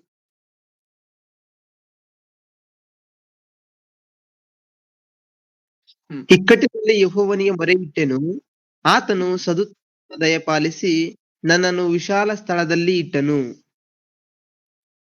ಏನಂತೆ? ಯಾರಿಗಂತ ಮೊರೆ ಇಡುವಂತಹ ದೇವ್ರು ಇಕ್ಕಟ್ಟಿನಲ್ಲಿ? ದೇವ್ರಿಗೇನ? ಇಕ್ಕಟ್ಟಿನಲ್ಲಿ ಯೆಹೋವನಿಗೆ ಮೊರೆ ಇಟ್ಟೆನು, ಆತನು ಸದುತ್ತರವನ್ನು ದಯಪಾಲಿಸಿ ನನ್ನನ್ನು ವಿಶಾಲ ಸ್ಥಳದಲ್ಲಿ ಇಟ್ಟನು. ಇಕ್ಕಟ್ಟಿನಲ್ಲಿ ಯೆಹೋವನಿಗೆ ಮೊರೆ ಇಟ್ಟೆನು, ಇಕ್ಕಟ್ಟಿನಲ್ಲಿ ಯೆಹೋವನಿಗೆ ಮೊರೆ ಇಟ್ಟೆನು. ಈ ಗುಣ ನಮಗ್ ಬರುವಂತಹದ್ದು ಯಾವಾಗ? ನಾವೇನ್ರಿ ಮನುಷ್ಯರ ಹತ್ರ ಹೇಳ್ಕೋಬೇಕು. ಇವ್ರ ಭಕ್ತರು ನೋಡಿದ್ರೆ ನಾವ್ ದೇವ್ರ ಹತ್ರ ಹೇಳ್ಕೊಳ್ತೀವಿ ಅಂದ್ರೆ, ನಾವು ನೋಡಿದ್ರೆ ಮನುಷ್ಯರ ಹತ್ರ ಹೇಳ್ಕೋಬೇಕು ಅಂತ ಕನಸು ಕಾಣ್ತಾ ಇದ್ವಿ. ಅಯ್ಯೋ ಯಾರು ಇಲ್ವೇ ನನ್ನ ಬಾಧೆ ಹೇಳ್ಕೊಡ್ಲಿಕ್ಕೆ ಅಂತ ನಾವು. ಭಕ್ತರು ನೋಡಿದ್ರೆ ದೇವ್ರು ಒಬ್ರಿದ್ರೆ ಸಾಕು, ನಮ್ಮ ಎಲ್ಲಾ ವಿಚಾರವನ್ನು ಅವ್ರ ಹತ್ರ ಶೇರ್ ಮಾಡ್ಕೋಬೇಕು ಅಂತ ಭಕ್ತರು. ನಾವು ಅಯ್ಯೋ ಮನುಷ್ಯರು ಯಾರು ಇಲ್ವೇ ಹೇಳ್ಕೊಡ್ಲಿಕ್ಕೆ. ಭಕ್ತರೆಲ್ಲ ದೇವ್ರ ಹತ್ರ. ನಾವ್ ಯಾಕೆ ಹಿಂಗ್ ಡಿಫ್ರೆಂಟ್ ಆಗಿದ್ದೀವಿ? ನಾವ್ ಯಾಕೆ ಮನುಷ್ಯರು ಮನುಷ್ಯರು ಮನುಷ್ಯರು ಅಂತಿದೀವಿ? ಮನುಷ್ಯರ ಹತ್ರ ಹೇಳ್ಕೋಬೇಕು, ಮನುಷ್ಯರ ಹತ್ರ ಹೇಳ್ಕೊಂಡು ಅಳ್ಬೇಕು ಅಂತ ನಾವಿದ್ದೀವಿ. ಭಕ್ತರು ನಮ್ ಜೀವನದಲ್ಲಿ ಏನಾದ್ರೂ ದೇವ್ರ ಹತ್ರ ಹೇಳ್ಕೋಬೇಕು. ಅವ್ರಿಗೆ ಅಂತ ಹೇಳಿ ಒಂದು ಪರ್ಸನಲ್ ಪ್ರೇಯರ್ ಟೈಮಿಂಗ್ಸ್ ಇತ್ತು ಭಕ್ತರು. ಹೌದಾ? ದಾವೀದನಿಗೆ ಒಂದು ಕೋಣೆ ಇತ್ತಂತೆ ಅದಕ್ಕೋಸ್ಕರ. ಹೌದಾ? ಸೆಪರೇಟ್ ಆಗಿರುವಂತ ಒಂದು ರೂಮ್ ಇತ್ತು. ದಾವೀದನಿಗೆ ಸೆಪರೇಟ್ ಆಗಿರುವಂತ ಟೈಮಿಂಗ್ಸ್ ಇತ್ತು ಪ್ರಾರ್ಥನೆ ಮಾಡ್ಲಿಕ್ಕೋಸ್ಕರ. ತಾನು ದೇವರ ಹತ್ರ ವೈಯಕ್ತಿಕವಾಗಿ ಮಾತಾಡ್ಲಿಕ್ಕೆ ಸೆಪರೇಟ್ ಆಗಿ ಗಂಟೆಗಟ್ಲೆ ಕಳಿತಿದ್ರು ಪ್ರತಿದಿನನೂ ಸಹ ದಾವೀದನು. ಎಲ್ಲ ಭಕ್ತರು ಅಷ್ಟೇ. ನಾವು ನೆನಪಿಗೆ ಬಂದ್ರೆ ಪ್ರಾರ್ಥನೆ ಮಾಡ್ತೀವಿ. ನೆನಪಿಗೆ ಬಂದ್ರೆ ಪ್ರಾರ್ಥನೆ ಮಾಡ್ತೀವಿ. ನೆನಪು ಬರ್ದೇ ಹೋದ್ರೆ ಸ್ಕಿಪ್ ಮಾಡ್ತೀವಿ. ಹೌದಾ? ಯಾವಾಗ ನಾವು ಭಕ್ತರಾಗುವಂತಹದ್ದು ಯಾವಾಗ? ಹ್ಮ್ ಇವಾಗ ಅಲ್ಪ ಸ್ವಲ್ಪ ವಿಶ್ವಾಸಿಗಳಾಗಿ ಮಾರ್ಪಟ್ಟಿದ್ದೀವಿ. ಇನ್ನು ಭಕ್ತರಾಗಿ ನಾವು ನೆಕ್ಸ್ಟ್ ಲೆವೆಲ್‌ಗೆ ಪ್ರಮೋಟ್ ಆಗುವಂತಹದ್ದು ಯಾವಾಗ ನಮ್ಮ ಆಧ್ಯಾತ್ಮಿಕ ಜೀವನದಲ್ಲಿ? ಪ್ರಮೋಟ್ ಆಗ್ಬೇಕು ಅಂತ ಹೇಳಿದ್ರೆ ನಾವು ಹೆಚ್ಚಾಗಿ ವಾಕ್ಯ ತಿಳ್ಕೊಬೇಕಾ? ಹೆಚ್ಚಾಗಿ ಇದನ್ನ ಅರ್ಥ ಮಾಡ್ಕೊಳ್ತಾ ಹೋಗ್ಬೇಕಾ? ಅ ಇದನ್ನ ಅರ್ಥ ಮಾಡ್ಕೊಂಡ್ರೆ ಅದು ಬೆಳೆಯುತ್ತೆ ಅನ್ನುವಂತಹದ್ದು ಆಟೋಮ್ಯಾಟಿಕ್ ಆಗಿ ಬೆಳೆಯುತ್ತೆ ಅನ್ನುವಂತಹದ್ದು ಸುಳ್ಳು. ನಾವು ವಾಕ್ಯಗಳನ್ನ ಜಾಸ್ತಿ ಕೇಳ್ತಾ ಹೋಗ್ತಿದ್ರೆ, ಜಾಸ್ತಿ ಪರಿಶೋಧನೆ ಮಾಡ್ತಾ ಹೋಗ್ತಿದ್ರೆ, ಆಟೋಮ್ಯಾಟಿಕ್ ಆಗಿ ನಮ್ಮ ಭಕ್ತಿ ಅನ್ನುವಂತಹದ್ದು ಬೆಳೆಯುತ್ತೆ ಅನ್ನುವಂತಹದ್ದು ಸುಳ್ಳು. ಜ್ಞಾನನೂ ಬೆಳೆಸ್ಕೋಬೇಕು ಒಂದು ಕಡೆ, ಇನ್ನೊಂದು ಕಡೆ ನಮ್ಮ ಭಕ್ತಿಯನ್ನು ಸಹ ಬೆಳೆಸ್ಕೋಬೇಕು. ಈ ರೀತಿಯಾಗಿರುವಂತಹ ನಮಗೂ ದೇವರಿಗೂ ಇರುವಂತಹ ಪರ್ಸನಲ್ ರಿಲೇಶನ್‌ಶಿಪ್ ಅನ್ನ ಗಟ್ಟಿ ಮಾಡ್ಕೋಬೇಕು. ಅದು ಗಟ್ಟಿ ಆಗ್ಬೇಕಂದ್ರೆ ಪ್ರಾರ್ಥನೆಗಳಲ್ಲಿ ಕಾಲ ಕಳಿಬೇಕು. ಏನ್ ನಡೆದ್ರು ಸಹ, ಏನ್ ನಡೆದಿಲ್ಲ ಅಂದ್ರೂ ಸಹ ಅದನ್ನ ದೇವ್ರ ಹತ್ರ ಹಂಚ್ಕೊಳ್ಳುವಂತಹ, ಹೇಳ್ಕೊಳ್ಳುವಂತಹ ಮನಸ್ಥಿತಿಗೆ ಹೋಗ್ಬೇಕು. ದೇವ್ರ ಹತ್ರ ಮಾತಾಡುವಂತಹದ್ದು ಅಂದ್ರೆ, ನೀವ್ ನಂಬಬೇಕು ನೀವ್ ಮಾತಾಡುವಂತಹದ್ದೆಲ್ಲ ದೇವ್ರು ಕೇಳ್ತಿದ್ದಾರೆ ಅಂತ ಹೇಳಿ. ದೇವ್ರು ಇದಕ್ಕೆ ಉತ್ತರ ಕೊಡ್ತಾರೆ ಅನ್ನುವಂತಹದ್ದೆಲ್ಲ ನಂಬಬೇಕು. ಇದನ್ನ ಪರ್ಸನಲ್ ಡೆವಲಪ್‌ಮೆಂಟ್ ಅಂತ ಕರಿತೀವಿ. ಹೌದಾ? ನಿಮ್ಮ ವೈಯಕ್ತಿಕವಾಗಿ ಬೆಳವಣಿಗೆ ಇದು ನಿಮ್ಮ ವೈಯಕ್ತಿಕ ಜೀವನಗಳಲ್ಲಿ, ನಿಮ್ಮ ಆತ್ಮಕ್ಕೆ ಸಂಬಂಧಪಟ್ಟಂತಹ ಜೀವನದಲ್ಲಿ ವೈಯಕ್ತಿಕ ಬೆಳವಣಿಗೆ. ಹೌದಾ? ನೀವು ಓದುವಂತಹದ್ದು, ಬರ್ಕೊಳ್ಳುವಂತಹದ್ದು, ರೆಫರೆನ್ಸ್ ಬರ್ಕೊಳ್ಳುವಂತಹದ್ದು, ಅದನ್ನ ರಿವೈಸ್ ಮಾಡುವಂತಹದ್ದು, ಇದು ನಾರ್ಮಲ್ ಆಗಿ ನಡಿಬೇಕು. ಜ್ಞಾನಕ್ಕೆ ಸಂಬಂಧಪಟ್ಟಂತಹ ಬೆಳವಣಿಗೆ ನಡೀತಾನೆ ಇರಬೇಕು ಜೀವನದುದ್ದಕ್ಕೂ ಸಹ. ಆದ್ರೆ ಈ ಬೆಳವಣಿಗೆ ಎಲ್ಲಿ? ಆತ್ಮಕ್ಕೆ ಸಂಬಂಧಪಟ್ಟಂತ ವೈಯಕ್ತಿಕ ಬೆಳವಣಿಗೆ ಎಲ್ಲಿ? ಹೌದಾ? ಇವರೆಲ್ಲ ಸಹ ದೇವ್ರ ಹತ್ರ ಶೇರ್ ಮಾಡ್ಕೊಳ್ತಿದ್ರಂತೆ. ನಮಗಿಲ್ವಲ್ಲ ಆ ಗುಣ? ನಮ್ಗ್ ಹೊಟ್ಟೆ ಕಿಚ್ಚಾಗ್ಬೇಕು ಈಗಾಗ್ಲೇ. ನಮಗಿಲ್ವಲ್ಲ ಆ ಗುಣ? ನಾವು ದೇವ್ರ ಹತ್ರ ಏನು ಹೇಳ್ಕೊಳಲ್ವೇ? ದೇವ್ರ ಹತ್ರ ಮಾತಾಡಲ್ವೇ? ಫಸ್ಟ್ ದೇವ್ರ ಹತ್ರನೇ ಪ್ರಿಯರೇ ಮ್ಯೂಟ್ ಮಾಡ್ಕೊಳ್ಳಿ. ವಾಕ್ಯ ಓದ್ಬೇಕಾದ್ರೆ ಮಾತ್ರ ಅನ್‌ಮ್ಯೂಟ್ ಮಾಡಿ ದಯವಿಟ್ಟು. ಓಕೆ. ಹ್ಮ್. ಕಷ್ಟ ಬಂದ್ರೆ ಪಕ್ಕದಲ್ಲಿರುವಂತವ್ರಿಗೆ ಹೇಳ್ಕೊಂಡಿರ್ತೀವಿ. ಎಡಗಡೆ ಇರುವಂತವ್ರಿಗೆ ಹೇಳ್ಕೊಂಡಿರ್ತೀವಿ. ಬಲಗಡೆ ಇರುವಂತವ್ರಿಗೆ ಹೇಳ್ಕೊಂಡಿರ್ತೀವಿ. ಎಲ್ಲಿ? ಕಷ್ಟ ಬಂದ ತಕ್ಷಣ ನಾವ್ ಮೇಲ್ ನೋಡಿರುವಂತಹದ್ದು ಯಾವತ್ತು ನಡೆದಿದೆ? ಹ್ಮ್. ಮೇಲ್ ನೋಡಿರುವಂತಹದ್ದು ಅಂದ್ರೆ ದೇವ್ರ ಹತ್ರ ಹೇಳ್ಕೊಂಡು ಹತ್ತಿರುವಂತಹದ್ದು ಯಾವತ್ತು ನಡೆದಿದೆ? ಫಸ್ಟ್ ಫಸ್ಟ್ ದೇವ್ರು. ಹೌದಾ? ನಾವು ದೇವ್ರ ಹತ್ರ ಹೋಗುವಂತಹದ್ದು ಕೊನೇಗೆ. ಎಲ್ಲರಿಗೂ ಎಲ್ಲವನ್ನು ಹೇಳಿದ ನಂತರ, ಎಲ್ಲರಿಗೂ ಎಲ್ಲವನ್ನೂ ಸಹ ಕೇಳಿದ ನಂತರ ಒಂದು ನಮ್ಮ ಜೀವನದಲ್ಲಿ ಒಂದೊಂದು ಸಿಚುವೇಷನ್ಸ್ ಬರ್ತಾ ಇರುತ್ತೆ. ಏನ ಸಿಚುವೇಷನ್ಸ್? ಯಾವ ನಿರ್ಧಾರ ತಗೋಬೇಕು ಅಂತ ಗೊತ್ತಿರೋದಿಲ್ಲ. 2 ಚಾಯ್ಸ್ ಇರುತ್ತೆ ಅಂತ ಅನ್ಕೊಳ್ಳಿ ನಮ್ಮ ಮುಂದೆ. ಆ 2 ಚಾಯ್ಸ್ ಅಲ್ಲಿ ಬೆಸ್ಟ್ ಯಾವ್ದು ಅಂತ ಹೇಳಿ ಗೊತ್ತಿರೋದಿಲ್ಲ. ಇವಾಗ ಯಾವ್ದೋ ಒಂದು ಬೆಸ್ಟ್ ಚಾಯ್ಸ್ ಅನ್ನ ಆಯ್ಕೆ ಮಾಡ್ಬೇಕು 2ರಲ್ಲಿ. ಹೌದಾ? ಈ ಕೆಲಸವನ್ನ ಮಾಡುವಂತಹದ್ದ ಬೇಡವಾ ಅಂತ ಗೊತ್ತಿರೋದಿಲ್ಲ. ಹ್ಮ್. ಇದು ಮಾಡ್ಲಾ ಬೇಡ್ವಾ ಅಂತ ಹೇಳಿ ನೀವ್ ಯಾರ್ಯಾರ ಹತ್ರ ಕೇಳ್ಕೊಂಡಿರ್ತೀರ ಗೊತ್ತಾ? ಹ್ಮ್. ಎಲ್ಲರಿಗೂ ಕಾಲ್ ಮಾಡಿರ್ತೀರ. ಅಣ್ಣ, ಈ ತರ 2 ಸಿಚುವೇಷನ್ಸ್ ಇದೆ ನನ್ನ ಜೀವನದಲ್ಲಿ. ಇದ್ರಲ್ಲಿ ನಾನ್ ಯಾವ್ದನ್ನ ಮಾಡ್ಲಿ? ಈ ಕೆಲಸವನ್ನ ನಾನ್ ಮಾಡ್ಲಾ ಅಥವಾ ಬೇಡ್ವಾ? ನಿನಗೇನ್ ಅನ್ಸುತ್ತೆ? ನಿನಗ್ ಜಾಸ್ತಿ ಜ್ಞಾನ ಇದೆಯಲ್ವಾ? ಅದಕ್ಕೆ ನಾನ್ ನಿನ್ನನ್ ಕೇಳ್ತಿದೀನಿ ಅಂತ ನೀವ್ ಎಲ್ರಿಗೂ ಕಾಲ್ ಮಾಡಿರ್ತೀರ. ಹೌದಾ? ಹೌದಾ? ಹ್ಮ್. ಫಸ್ಟ್ ಯಾವತ್ತಾದ್ರೂ ಹೋಗಿ ದೇವ್ರ ಹತ್ರ ಹೇಳ್ಕೊಂಡಿದೀವಾ? ತಂದೆ, ನನ್ನ ಜೀವನದಲ್ಲಿ ಈ ಸಿಚುವೇಷನ್ ಇದೆ. ಈ ಕೆಲಸವನ್ನ ಮಾಡುವಂತಹದ್ದು, ಬಿಡುವಂತಹದ್ದು 2 ಆಪ್ಷನ್ ಇದೆ. ನಾನ್ ಮಾಡ್ಲಾ ಬೇಡ್ವಾ ಈ ಕೆಲಸವನ್ನ? ನೀನ್ ಹೇಳು. ಅಂತ ಯಾವತ್ತಾದ್ರೂ ದೇವ್ರ ಹತ್ರ ಕೇಳ್ಕೊಂಡಿದೀವಾ? ಮನುಷ್ಯರ ಹತ್ರ ಹೋಗುವುದಕ್ಕಿಂತ ಮುಂಚೆ ಯಾವತ್ತಾದ್ರೂ ದೇವ್ರ ಹತ್ರ ಹೋಗಿದೀವಾ? ಇಟ್ಟಿದೀವಾ? ಈ ಕೆಲಸವನ್ನ ನಾನ್ ಮಾಡ್ಲಾ ತಂದೆ? ಬೇಡ್ವಾ? ನಿನ್ ಇಷ್ಟ ಏನು ಅಂತ ಯಾವತ್ತಾದ್ರೂ ದೇವರ ಇಷ್ಟವನ್ನ ಕೇಳಿದೀವಾ? ದೇವರ ಒಪಿನಿಯನ್ ಅನ್ನ ಕೇಳಿದೀವಾ ಅದರ ಮೇಲೆ? ಹ್ಮ್. ಇಲ್ವೇ ಇಲ್ಲ. ಈ ಲೋಕದಲ್ಲಿ ಪ್ರಿಯರೇ, ನಿಮ್ಮ ಕಷ್ಟಗಳನ್ನ ನೀವ್ ಹೇಳ್ಕೋಬೇಕು ಅಂತ ಹೇಳಿದ್ರೆ, ನಿಮಗಿರುವಂತ ಸಮಸ್ಯೆಗಳನ್ನ ನೀವ್ ಹೇಳ್ಕೋಬೇಕು ಅಂತ ಹೇಳಿದ್ರೆ, ಅದನ್ನ ನಾವು ಬಗೆಹರಿಸ್ತೀವಿ ಅಂತ ಅನ್ನುವಂತವರು ಲೋಕದಲ್ಲಿ ಎಂಎಲ್‌ಎಗಳು, ಎಂಪಿಗಳು, ರಾಜಕಾರಣಿಗಳು, ಪೊಲಿಟಿಷಿಯನ್ಸ್ ಎಲ್ಲ ಇದಾರಲ್ವಾ? ಹ. ನಿಮ್ಮ ಮನೆ ಸುತ್ತಮುತ್ತನೇ ಓಡಾಡ್ತಿರ್ತಾರೆ ಎಲೆಕ್ಷನ್ ಆಗುವುದಕ್ಕಿಂತ ಮುಂಚೆ. ಹೌದಾ? ವೋಟ್ ಹಾಕಿ, ನಮ್ಮ ಪಕ್ಷಕ್ಕೆ ವೋಟ್ ಹಾಕಬೇಕು ಅಂತ ಹೇಳಿ ನಿಮ್ಮ ಮನೆ ಸುತ್ತಮುತ್ತನೇ ಓಡಾಡ್ತಿರ್ತಾರೆ. ನಿಜನಾ? ಹ್ಮ್. ನಿಮ್ ಮನೆಗ್ ಊಟನೂ ಬೇಕಾದ್ರೆ ಮಾಡ್ತಾರೆ. ಎಲೆಕ್ಷನ್ ಆಗುವುದಕ್ಕಿಂತ ಮುಂಚೆ. ಎಲೆಕ್ಷನ್ ಆದ ನಂತರ ನಿಮ್ಮ ಕಷ್ಟಗಳನ್ನ ನೀವ್ ಇವ್ರ ಹತ್ರ ಹೇಳ್ಕೊಂಡ್ರೆ ಇವ್ರ ಬಗೆಹರಿಸ್ಬೇಕಲ್ವಾ? ಅದೇ ಅಲ್ವಾ ರೂಲ್, ಅದೇ ಅಲ್ವಾ? ಅದಕ್ಕೆ ಅಲ್ವಾ ಇವ್ರು ಆಯ್ಕೆ ಆಗಿರುವಂತಹದ್ದು. ಓಕೆ. ಎಲೆಕ್ಷನ್ ಆದ ನಂತರ ಒಂದ್ಸರಿ ಕೇಳಿ ನೋಡಿ. ಎಲೆಕ್ಷನ್ ಆದ ನಂತರ ಒಂದ್ಸರಿ ಕೇಳಿ. ಓಕೆ. ಅವತ್ತು ಎಂಎಲ್‌ಎ ಸರ್ ಬಂದಿದ್ರು ಎಲೆಕ್ಷನ್‌ಗಿಂತ ಮುಂಚೆ. ನಿಮ್ಮ ಕಷ್ಟಗಳೇನು? ನಿಮ್ಮ ದುಃಖಗಳೇನು? ನಾನ್ ಬಗೆಹರಿಸ್ತೀನಿ ಅಂತ ಹೇಳಿ ಎಂಎಲ್‌ಎ ಅವ್ರು ಬಂದಿದ್ರು. ಹ್ಮ್. ಇವತ್ತು ಬಂದ್ರೆ ನಮ್ಮ ಕಷ್ಟಗಳನ್ನ ನಾವ್ ಅವ್ರ ಹತ್ರ ಹೇಳ್ಕೊಳ್ತೀವಿ. ನಮ್ಮ ಕೊಳಯಲ್ಲಿ ನೀರ್ ಬರ್ತಿಲ್ಲ. ನಮ್ಗೆ ರೋಡ್ ಇಲ್ಲ. ಓಕೆ. ಈ ಕಷ್ಟಗಳನ್ನೆಲ್ಲ ಎಂಎಲ್‌ಎ ಸರ್ ಹತ್ರ ಹೇಳ್ಕೋಬೇಕು. ಇವತ್ ಸಿಗ್ತಾರಾ ಎಂಎಲ್‌ಎ ಸರ್ ಅಂತ ಒಂದ್ಸರಿ ಕೇಳಿ ನೋಡಿ. ಎಂಪಿ ಅವ್ರು ಇವತ್ ಸಿಗ್ತಾರ ಅಂತ ಹೇಳಿ ಕೇಳಿ ನೋಡಿ. ಅಪಾಯಿಂಟ್‌ಮೆಂಟ್ ತಗೋಬೇಕು ಅವ್ರನ್ನ ಭೇಟಿ ಮಾಡ್ಬೇಕಂದ್ರೆ ಅಂತ ಹೇಳಿ ಹೇಳ್ತಾರೆ ಅವ್ರ ಪಿಎ. ಅಪಾಯಿಂಟ್‌ಮೆಂಟ್ ತಗೋಬೇಕಾ? ಇವತ್ ಅಪಾಯಿಂಟ್‌ಮೆಂಟ್ ತಗೋಬೇಕಾ? ಯಾವತ್ತೋ ಅವ್ರು ಬಂದ್ ನಮ್ಮ ಅಪಾಯಿಂಟ್‌ಮೆಂಟ್ ತಗೊಂಡು ನಮ್ಮನೆ ಬಾಗ್ಲಿಗೆಲ್ಲ ಬಂದು ಊಟ ಮಾಡ್ಕೊಂಡು ಹೋದ್ರಲ್ಲ ರೀ! ಅವ್ರನ್ನ ಭೇಟಿ ಮಾಡ್ಲಿಕ್ಕೆ ಇವತ್ ನಾವು ಅಪಾಯಿಂಟ್‌ಮೆಂಟ್ ತಗೋಬೇಕಾ? ಹೌದು. ಅಪಾಯಿಂಟ್‌ಮೆಂಟ್ ತಗೊಳ್ಳದೆ ಹೋದ್ರೆ ನಾವು ಕಷ್ಟಗಳನ್ನ ಹೇಳ್ಕೊಳ್ಲಿಕ್ಕೆ ಆಗೋದಿಲ್ವಾ ಅವ್ರ ಹತ್ರ? ಇಲ್ಲ. ದೇವ್ರು ನಿಮಗೆ ಅಪಾಯಿಂಟ್‌ಮೆಂಟ್ ಕೇಳಿದ್ರಾ? ದೇವರು ನೀವು ಬಂದು ನಿಮ್ಮ ಕಷ್ಟಗಳನ್ನ ಅವ್ರ ಹತ್ರ ಶೇರ್ ಮಾಡ್ಕೋಬೇಕು ಅಂತ ದೇವ್ರೇ ಕೇಳ್ಕೊಳ್ತಿದ್ದಾರೆ. ಹೌದಾ? ನೀನು ನನ್ನನ್ನ ಕೇಳ್ಕೊಳ್ಳಿ. ನಾನು ನಿಮ್ಮ ಪ್ರಾರ್ಥನೆಗೆ ಉತ್ತರ ಕೊಡ್ತೀನಿ ಅಂತ ದೇವರೇ ಕೇಳ್ಕೊಂಡ್ರು ಯೆರೆಮೀಯನ ಗ್ರಂಥದಲ್ಲಿ. ನೀವು ಓದಿದ್ರಲ್ಲ 33:3ರಲ್ಲಿ. ಎಂಎಲ್‌ಎ ಸರು ನೀವು ಹೋಗಿ ನಿಮ್ಮ ಕಷ್ಟಗಳನ್ನ ಹೇಳ್ಕೋಬೇಕು ಅಂತ ಹೇಳಿದ್ರು ಕೇಳ್ತಿಲ್ಲ. ಅಪಾಯಿಂಟ್‌ಮೆಂಟ್ ತಗೋಬೇಕಂತ ಈ ಸಾಹೇಬ್ರ ಹತ್ರ ನಾವು ಕಷ್ಟಗಳನ್ನ ಹೇಳ್ಕೊಳ್ಲಿಕ್ಕೆ. ದೇವ್ರು ಏನಂತಿದ್ದಾರೆ ಗೊತ್ತಾ? ಮಕ್ಕಳೇ ನೀವು ಬನ್ನಿ. ನಿಮಗಿರುವಂತ ಕಷ್ಟಗಳನ್ನ ನೀವು ನನ್ನ ಹತ್ರ ಹೇಳ್ಕೊಳ್ಳಿ. ನಿಮ್ಗಿರುವಂತ ಸಂತೋಷಕರವಾಗಿರುವಂತ ವಿಚಾರವನ್ನ ನನ್ನ ಹತ್ರ ನೀವು ಶೇರ್ ಮಾಡ್ಕೊಳ್ಳಿ. ನಿಮ್ಮ ಜೀವನದಲ್ಲಿ ನಡೆಯುವಂತಹ ಪ್ರತಿಯೊಂದೊಂದು ಸಹ ನೀವು ನನ್ನ ಹತ್ರ ಶೇರ್ ಮಾಡ್ಕೊಳ್ಳಿ. ನಿಮ್ಗೊಂದು ವಿಚಾರದಲ್ಲಿ ಯಾವ್ದ್ ಮಾಡ್ಬೇಕು, ಮಾಡಬಾರದು ಅಂತ ಗೊತ್ತಿಲ್ಲದೆ ಇರ್ಬೇಕಾದ್ರೆ ನನ್ನ ಹತ್ರ ಕೇಳಿ ಬಂದು.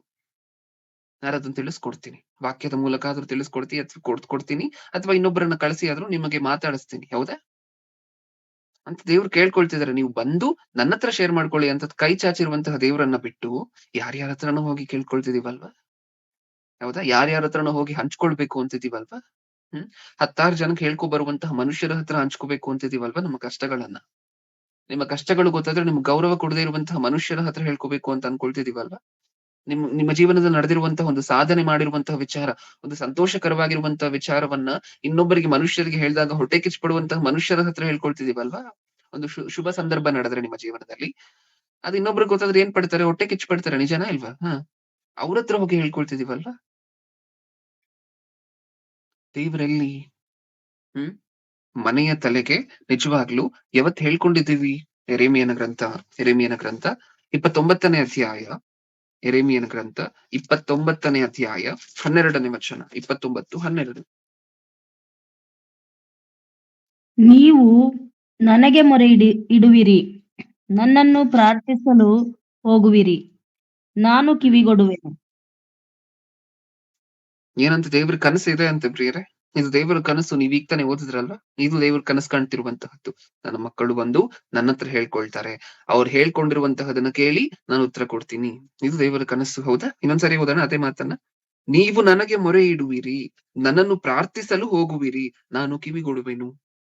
ನೀವು ನನಗೆ ಮೊರೆ ಇಡ್ತೀರಾ, ನೀವು ನನಗ್ ಪ್ರಾರ್ಥನೆ ಮಾಡ್ಲಿಕ್ಕೆ ಬರ್ತೀರಾ, ನಾನು ಕಿವಿಗೊಟ್ಟು ಅದಕ್ಕೆ ಸದುತ್ತರವನ್ನು ದಯಪಾಲಿಸ್ತೀನಿ. ಇದು ದೇವರ ಕನಸು. ಇದು ಕ್ರೈಸ್ತರ ಜೀವನದಲ್ಲಿ ನಡಿಬೇಕಾಗಿರುವಂತ ಪ್ರೊಸೀಜರ್. ಆದ್ರೆ ಅನ್ಫಾರ್ಚುನೇಟ್ಲಿ ಪ್ರೊಸೀಜರ್ ನಡೀತಿಲ್ವಲ್ಲ. ನಾವು ದೇವ್ರ ಹತ್ರ ಹೋಗ್ತಿಲ್ವಲ್ಲ. ಹೋದ್ರು ಲಾಸ್ಟ್ ಅಲ್ಲಿ ಹೋಗ್ತಿದೀವಲ್ವಾ? ಹೋದ್ರು ಮನುಷ್ಯರ ಹತ್ರ ಹೇಳ್ಕೊಂಡ ನಂತರ ಹೋಗ್ತಿದೀವಲ್ವಾ? ಹೌದಾ? ದೇವ್ರ ಕನಸು ಕಾಣ್ತಿರುವಂತಹದ್ದು, ನನ್ನ ಮಕ್ಕಳು ಬಂದು ನನ್ನ ಹತ್ರ ಹೇಳ್ಕೊಳ್ತಾರೆ, ಅದನ್ನ ಕೇಳಿ ನಾನು ಉತ್ತರ ಕೊಡ್ತೀನಿ. ನನ್ನ ಮಕ್ಕಳು ಬಂದು ನನ್ನ ಹತ್ರ ಕೇಳ್ಕೊಳ್ತಾರೆ, ಅದನ್ನ ಕೇಳಿ ನಾನು ಉತ್ತರ ಕೊಡ್ತೀನಿ. ಸತ್ಯವೇದದಲ್ಲಿ ದಾವೀದನು ಕತ್ತಿ ಹಿಡಿದ್ರೆ ಎಷ್ಟು ಜನ ಬೀಳ್ತಿದ್ರಂತೆ? ಎಷ್ಟು ಹೆಣಗಳು ಬೀಳ್ತಿದ್ರಂತೆ? 10,000. 10,000. ಸರ್, 10,000 ಜನರನ್ನ ಉರುಳಿಸುವಂತಹ ಶಕ್ತಿ ಇರುವಂತಹ ಈ ಮನುಷ್ಯ ಏನ್ ಮಾಡ್ತಿದ್ರು ಗೊತ್ತಾ? ತನ್ನ ಜೀವನದಲ್ಲಿ ಒಂದು ಯುದ್ಧಕ್ಕೆ ಹೋಗ್ಬೇಕು ಅಂತ ಹೇಳಿದ್ರೆ, ಆ ಯುದ್ಧಕ್ಕೆ ಹೋಗ್ಬೇಕಾ ಬೇಡವಾ ಅಂತ ಹೇಳಿ ದೇವರನ್ನ ಕೇಳ್ಕೊಂಡು ಹೋಗ್ತಿದ್ರು. ಅಂದ್ರೆ ನಾವು ಯುದ್ಧಕ್ಕೆ ಹೋಗ್ಬೇಕಾ ಬ್ರದರ್? ಅದೆಲ್ಲ ಪ್ರಶ್ನೆ ಇಲ್ಲಿ. ನಾವು ನಮ್ಮ ಜೀವನದಲ್ಲಿ ಸಾಕಷ್ಟು ಕೆಲಸಗಳನ್ನು ಮಾಡುವಂತಹದ್ದು ಇರುತ್ತಾ? ಒಂದೊಂದು ಕೆಲಸವನ್ನು ಮಾಡ್ಬೇಕಾದ್ರೆ ಈ ಕೆಲಸವನ್ನು ಮಾಡ್ಬೇಕಾ ಬೇಡ್ವಾ ಅಂತ ಗೊತ್ತಿರೋದಿಲ್ಲ ನಮ್ಗೆ. ಇಲ್ಲಿಗೆ ಹೋಗ್ಬೇಕಾ ಬೇಡ್ವಾ ಈ ಸ್ಥಳಕ್ಕೆ ಅಂತ ಗೊತ್ತಿರೋದಿಲ್ಲ ನಮ್ಗೆ. ಯಾವತ್ತಾದ್ರೂ ದೇವ್ರ ಹತ್ರ ಕೇಳ್ಕೊಂಡಿದೀವಾ? ದೇವ್ರ ಹತ್ರ ಅದನ್ನ ಶೇರ್ ಮಾಡ್ಕೊಂಡಿದೀವ? ನಮ್ಮ ಪ್ರಾರ್ಥನೆಗಳಲ್ಲಿ ಮಾಡ್ಕೊಂಡಿದೀವ? 10,000 ಜನರನ್ನ ಉರುಳಿಸುವಂತಹ ಶಕ್ತಿ ಇರುವಂತಹ ಮನುಷ್ಯ ದೇವರ ಮುಂದೆ ಅಂಗಲಾಚ್ತಿದ್ರು. ತಂದೆ ಈ ಕೆಲಸವನ್ನ ಮಾಡ್ಲೇ ಬೇಡವಾ? ಈ ಯುದ್ಧಕ್ಕೆ ಹೋಗ್ಲೇ ಬೇಡವಾ? ಹೋದ್ರೆ ನೀನ್ ಜಯ ಕೊಡ್ತೀಯಾ? ಅಂತ ಹೇಳಿ ದೇವರ ಹತ್ರ ಕೇಳ್ಕೊಂಡು ಆಮೇಲೆ ತನ್ನ ಕೆಲಸಗಳನ್ನ ಮಾಡ್ತಾ ಇದ್ರು. ಇದನ್ನ ಮಾಡ್ಲಾ ಬೇಡ್ವಾ? ನಿನ್ನ ಚಿತ್ತೆ ಇದೆಯಾ ನಾನು ಹೋಗುವಂತಹದ್ದು? ಆ ಸ್ಥಳಕ್ಕೆ ಹೋಗುವಂತಹ ನಿನ್ನ ಇಷ್ಟನೇನಾ ಅಂತ ಹೇಳಿ ದೇವ್ರ ಹತ್ರ ಕೇಳ್ತಿದ್ರು. ನಾವ್ ಎಷ್ಟ್ ಜನರನ್ನು ಉರುಳಿಸ್ತೀವಿ ಕತ್ತಿ ಹಿಡ್ಕೊಂಡು? ಅವ್ರ 10,000 ಜನರನ್ನು ಉರುಳಿಸ್ತಿದ್ರು. ನಾವ್ ಎಷ್ಟ್ ಜನರನ್ನು ಉರುಳಿಸ್ತೀವಿ ಹೇಳಿ? ನಮಗಿರುವಂತ ಶಕ್ತಿ ಎಷ್ಟು? ನಮಗಿರುವಂತಹ ಮೇಧಸ್ ಎಷ್ಟು? ದಾವಿದನಲ್ಲಿ 0.1% ಆದ್ರೂ ಇದೆಯಾ? ಸೊಳ್ಳೆಯನ್ನ ಹೊಡಿಲಿಕ್ಕೆ ಆಗೋದಿಲ್ಲ ನಮ್ಗೆ. ಆಗಾಗ ಸೊಳ್ಳೆ ಕಚ್ತು ಅಂತ ಅನ್ಕೊಳ್ಳಿ. ಆ ಸೊಳ್ಳೆ ನಮ್ಮ ಸುತ್ತನೇ ಸುತ್ತಿರುತ್ತೆ, ಗುಯ್ ಗುಯ್ ಗುಯ್ ಅಂತ ಅನ್ಕೊಂಡು. ಆ ಸೊಳ್ಳೆಯನ್ನ ಹುಡುಕಿ ಹೊಡಿಲಿಕ್ಕೆ ನಾವು ಪಡುವಂತಹ ಪ್ರಯಾಸ ಅಷ್ಟಿಷ್ಟಲ್ಲ. ಇದು ನಮ್ಮ ಕೆಪಾಸಿಟಿ. ಅದು ದಾವಿದನ ಕೆಪಾಸಿಟಿ, ಇದು ನಮ್ಮ ಕೆಪಾಸಿಟಿ. ಅಷ್ಟು ಕೆಪಾಸಿಟಿ ಇರುವಂತಹ ಮನುಷ್ಯ ಎಲ್ಲವನ್ನೂ ದೇವ್ರ ಹತ್ರ ಹೇಳ್ಕೊಳ್ತಿದ್ರು, ಎಲ್ಲವನ್ನ ದೇವ್ರ ಹತ್ರ ಕೇಳ್ತಾ ಇದ್ರು. ನಾವು ಮನೆಯಲ್ಲಿ ಒಂದು ಫಂಕ್ಷನ್ ನಡೀತಿದೆ ಅಂತ ಅನ್ಕೊಳ್ಳಿ. ಮನೆಯಲ್ಲಿ ಒಂದು ಫಂಕ್ಷನ್ ಅನ್ನ ಪ್ಲಾನ್ ಮಾಡ್ತಿದ್ದೀರಾ ಅಂತ ಅನ್ಕೊಳ್ಳಿ. ಫಸ್ಟ್ ಯಾರ ಹತ್ರ ಹೇಳ್ಬೇಕು ಈ ವಿಚಾರವನ್ನ? ನಿಮ್ಮ ಮನೆಯಲ್ಲಿ ನೀವೊಂದು ಫಂಕ್ಷನ್ಗೆ ಪ್ಲಾನ್ ಮಾಡ್ತಿದ್ದೀರಾ ಅಂತ ಹೇಳಿದ್ರೆ ಈ ವಿಚಾರವನ್ನ ಪ್ರಪ್ರಥಮವಾಗಿ ಯಾರ ಹತ್ರ ಹೇಳ್ಬೇಕು? ದೇವ್ರ ಹತ್ರ. ನಿಜನಾ? ಹೌದಾ? ತಂದೆ, ನಾನು ಈ ರೀತಿಯಾಗಿ ಈ ದಿನಾಂಕದಂದು ಒಂದು ಫಂಕ್ಷನ್ಗೆ ಪ್ಲಾನ್ ಮಾಡ್ತಿದ್ದೀನಿ. ನಿಮ್ಮ ಚಿತ್ತ ಇದೆಯಾ? ನಿಮ್ಮ ಚಿತ್ತ ಇದೆಯಾ? ನಿಮ್ ಇಷ್ಟ ಇದೆಯಾ? ನಿಮ್ ಇಷ್ಟ ಇಲ್ಲ ಅಂತ ಹೇಳಿದ್ರೆ ದಯವಿಟ್ಟು ತಡೀತೀರಾ ಪ್ಲೀಸ್ ಅಂತ ಹೇಳಿ ದೇವ್ರ ಹತ್ರನೇ ಹೇಳಿ ಪ್ಲಾನಿಂಗ್ ಶುರು ಮಾಡ್ಬೇಕಲ್ವಾ? ನೀವೊಂದು ವಿಚಾರದ ಕುರಿತಂತೆ ಒಂದು ಪ್ಲಾನಿಂಗ್ ಶುರು ಮಾಡ್ಬೇಕಂದ್ರೆ ಫಸ್ಟ್ ಅದನ್ನ ದೇವ್ರ ಹತ್ರ ಹೇಳಿ ಆಮೇಲೆ ಪ್ಲಾನಿಂಗ್ ಶುರು ಮಾಡ್ಬೇಕಲ್ವಾ? ಹೇಳಿದೀವಾ? ಹೆಡ್ ಆಫ್ ದ ಫ್ಯಾಮಿಲಿ, ಕುಟುಂಬಕ್ಕೆ ತಲೆ, ಕುಟುಂಬದ ಯಜಮಾನನು. ಯಾವತ್ತು ಹೇಳ್ಕೊಂಡಿದ್ದೀರಾ ಹೇಳಿ ಈ ತರ ವಿಚಾರಗಳನ್ನೆಲ್ಲ? ಎಕ್ಸಾಂಪಲ್ ನಾನು ಕೊಡ್ತಿರುವಂತಹದ್ದೆಲ್ಲ ನಿಮ್ಗೆ ಉದಾಹರಣೆ ಮಾತ್ರ. ಒಂದು ಫಂಕ್ಷನ್ ಪ್ಲಾನ್ ಮಾಡ್ತಿದ್ದೀರಾ ಅಂದ್ರೆ ಯಾವತ್ತು ಅದನ್ನ ದೇವ್ರ ಹತ್ರ ಹೇಳ್ಕೊಂಡಿದೀವಿ? ಹೇಳ್ಕೊಳ್ಳೋದಿಲ್ಲ. ಹೆಸರಿಗೆ ಮಾತ್ರ ದೇವರ ಕುಟುಂಬದ ತಲೆ. ಹೌದಾ? ಆಮೇಲೆ ಬಂದು ಮಾತಾಡುವಂತಹದ್ದು ಏನು? ಸಾಲ ಎಲ್ಲ ಜಾಸ್ತಿ ಆಗೋಯ್ತು ಅಂತ ಅನ್ಕೊಳ್ಳಿ. ಹೌದಾ? ಸಾಲ ಎಲ್ಲ ಜಾಸ್ತಿ ಆಗಿದೆ, ಈಗ ಕಟ್ಲಿಕ್ಕೆ ಆಗ್ತಿಲ್ಲ. ದೇವ್ರೆ ನೀನ್ ಇದೆಯಾ? ನಿಜವಾಗ್ಲೂ ಇದೆಯಾ ನೀನು? ನನಗ್ ಬಂದಿರುವಂತ ಸಮಸ್ಯೆಯನ್ನು ನೋಡ್ಕೊಂಡು ಸುಮ್ನೆ ಇದೆಯಲ್ವಾ ಇನ್ನು ಅಂತ ಅವಾಗ ಬಂದು ದೇವ್ರ ಹತ್ರ ಕಂಪ್ಲೇಂಟ್ ಮಾಡ್ತೀವಿ. ದೇವರ ಮೇಲೆ ಕಂಪ್ಲೇಂಟ್ ಮಾಡ್ತೀವಿ. ಹೌದಾ? ಸಾಲ ತಗೊಳ್ಬೇಕಾದ್ರೆ ಹೇಳಿದ್ರ ದೇವರಿಗೆ ಹೋಗಿ? ಸಾಲ ತಗೊಳ್ಬೇಕಾದ್ರೆ, ಯಾಕಂದ್ರೆ ಅದು ಒಂದು ಸಾಲ ತಗೊಳ್ಳುವಂತಹದ್ದು ಅನ್ನುವಂತಹದ್ದು ಒಂದು ಈವೆಂಟ್ ಅಲ್ವಾ ನಿಮ್ಮ ಜೀವನದಲ್ಲಿ. ಆ ಈವೆಂಟ್ ಅನ್ನ ಮಾಡುವುದಕ್ಕಿಂತ ಮುಂಚೆ ಯಾವತ್ತಾದ್ರೂ ದೇವ್ರ ಹತ್ರ ಶೇರ್ ಮಾಡ್ಕೊಂಡ್ರೆ, ತಂದೆ ನಾನು ಇಷ್ಟು ಸಾಲ ಮಾಡ್ತಿದ್ದೀನಿ, ಓಕೆ, ನಾನು ಇಷ್ಟು ಲೋನ್ ತಗೊಳ್ತಿದ್ದೀನಿ ಬ್ಯಾಂಕ್ ಇಂದ, ಅಥವಾ ನಾನು ಇಷ್ಟು ಸಾಲಕ್ಕೆ ತಗೊಳ್ತಾ ಇದ್ದೀನಿ, ಓಕೆ, ಇದು ತಗೊಳ್ಳುವಂತಹದ್ದು ಇದನ್ನ ನಾನು ಮತ್ತೆ ಕಟ್ಲಿಕ್ಕೆ ಆಗತ್ತಾ ಇಲ್ವಾ? ಇದು ನಿಮ್ಗೆ ಗೊತ್ತು. ನನ್ನ ಫ್ಯೂಚರ್ ನಿಮಗೆ ಗೊತ್ತು. ಹೌದಾ? ಇದು ನಿಮ್ಮ ಚಿತ್ತೆ ಅಲ್ಲದೆ ಹೋದ್ರೆ ದಯವಿಟ್ಟು ತಡಿತೀರಾ ಪ್ಲೀಸ್ ಅಂತ ಯಾವತ್ತಾದ್ರೂ ದೇವರ ಹತ್ರ ಕೇಳಿದ್ವಾ ಸಾಲ ತಗೊಳ್ಳುವಾಗ? ಇಲ್ಲ. ತಗೊಂಡ ನಂತರ ಅನಾಹುತ ಆದ ನಂತರ ಬರ್ತೀವಿ ಸ್ಟ್ರೈಟ್ ಆಗಿ ದೇವ್ರ ಹತ್ರ ಕೊನೆಯಲ್ಲಿ ಏನಂತ, ನೀನಿದ್ಯಾ ದೇವ್ರೆ? ಹೌದಾ? ಯಾಕೆ ಈ ಕೆಲಸವನ್ನ ಮಾಡುವುದಕ್ಕಿಂತ ಮುಂಚೆ ದೇವ್ರ ನೆನಪು ಬಂದಿಲ್ವಾ? ಫಸ್ಟ್ ಹೋಗಿ ದೇವ್ರ ಹತ್ರ ಹೇಳ್ಕೊಂಡಿದ್ರ? ನೀವ್ ಹೇಳ್ಕೊಂಡಿದ್ರೆ ದೇವ್ರ ಆ ಪೊಸಿಷನ್ಗೆ ಬೀಳ್ಲಿಕ್ಕೆ ಬಿಡ್ತಾ ಇದ್ರ? ಇಲ್ಲ.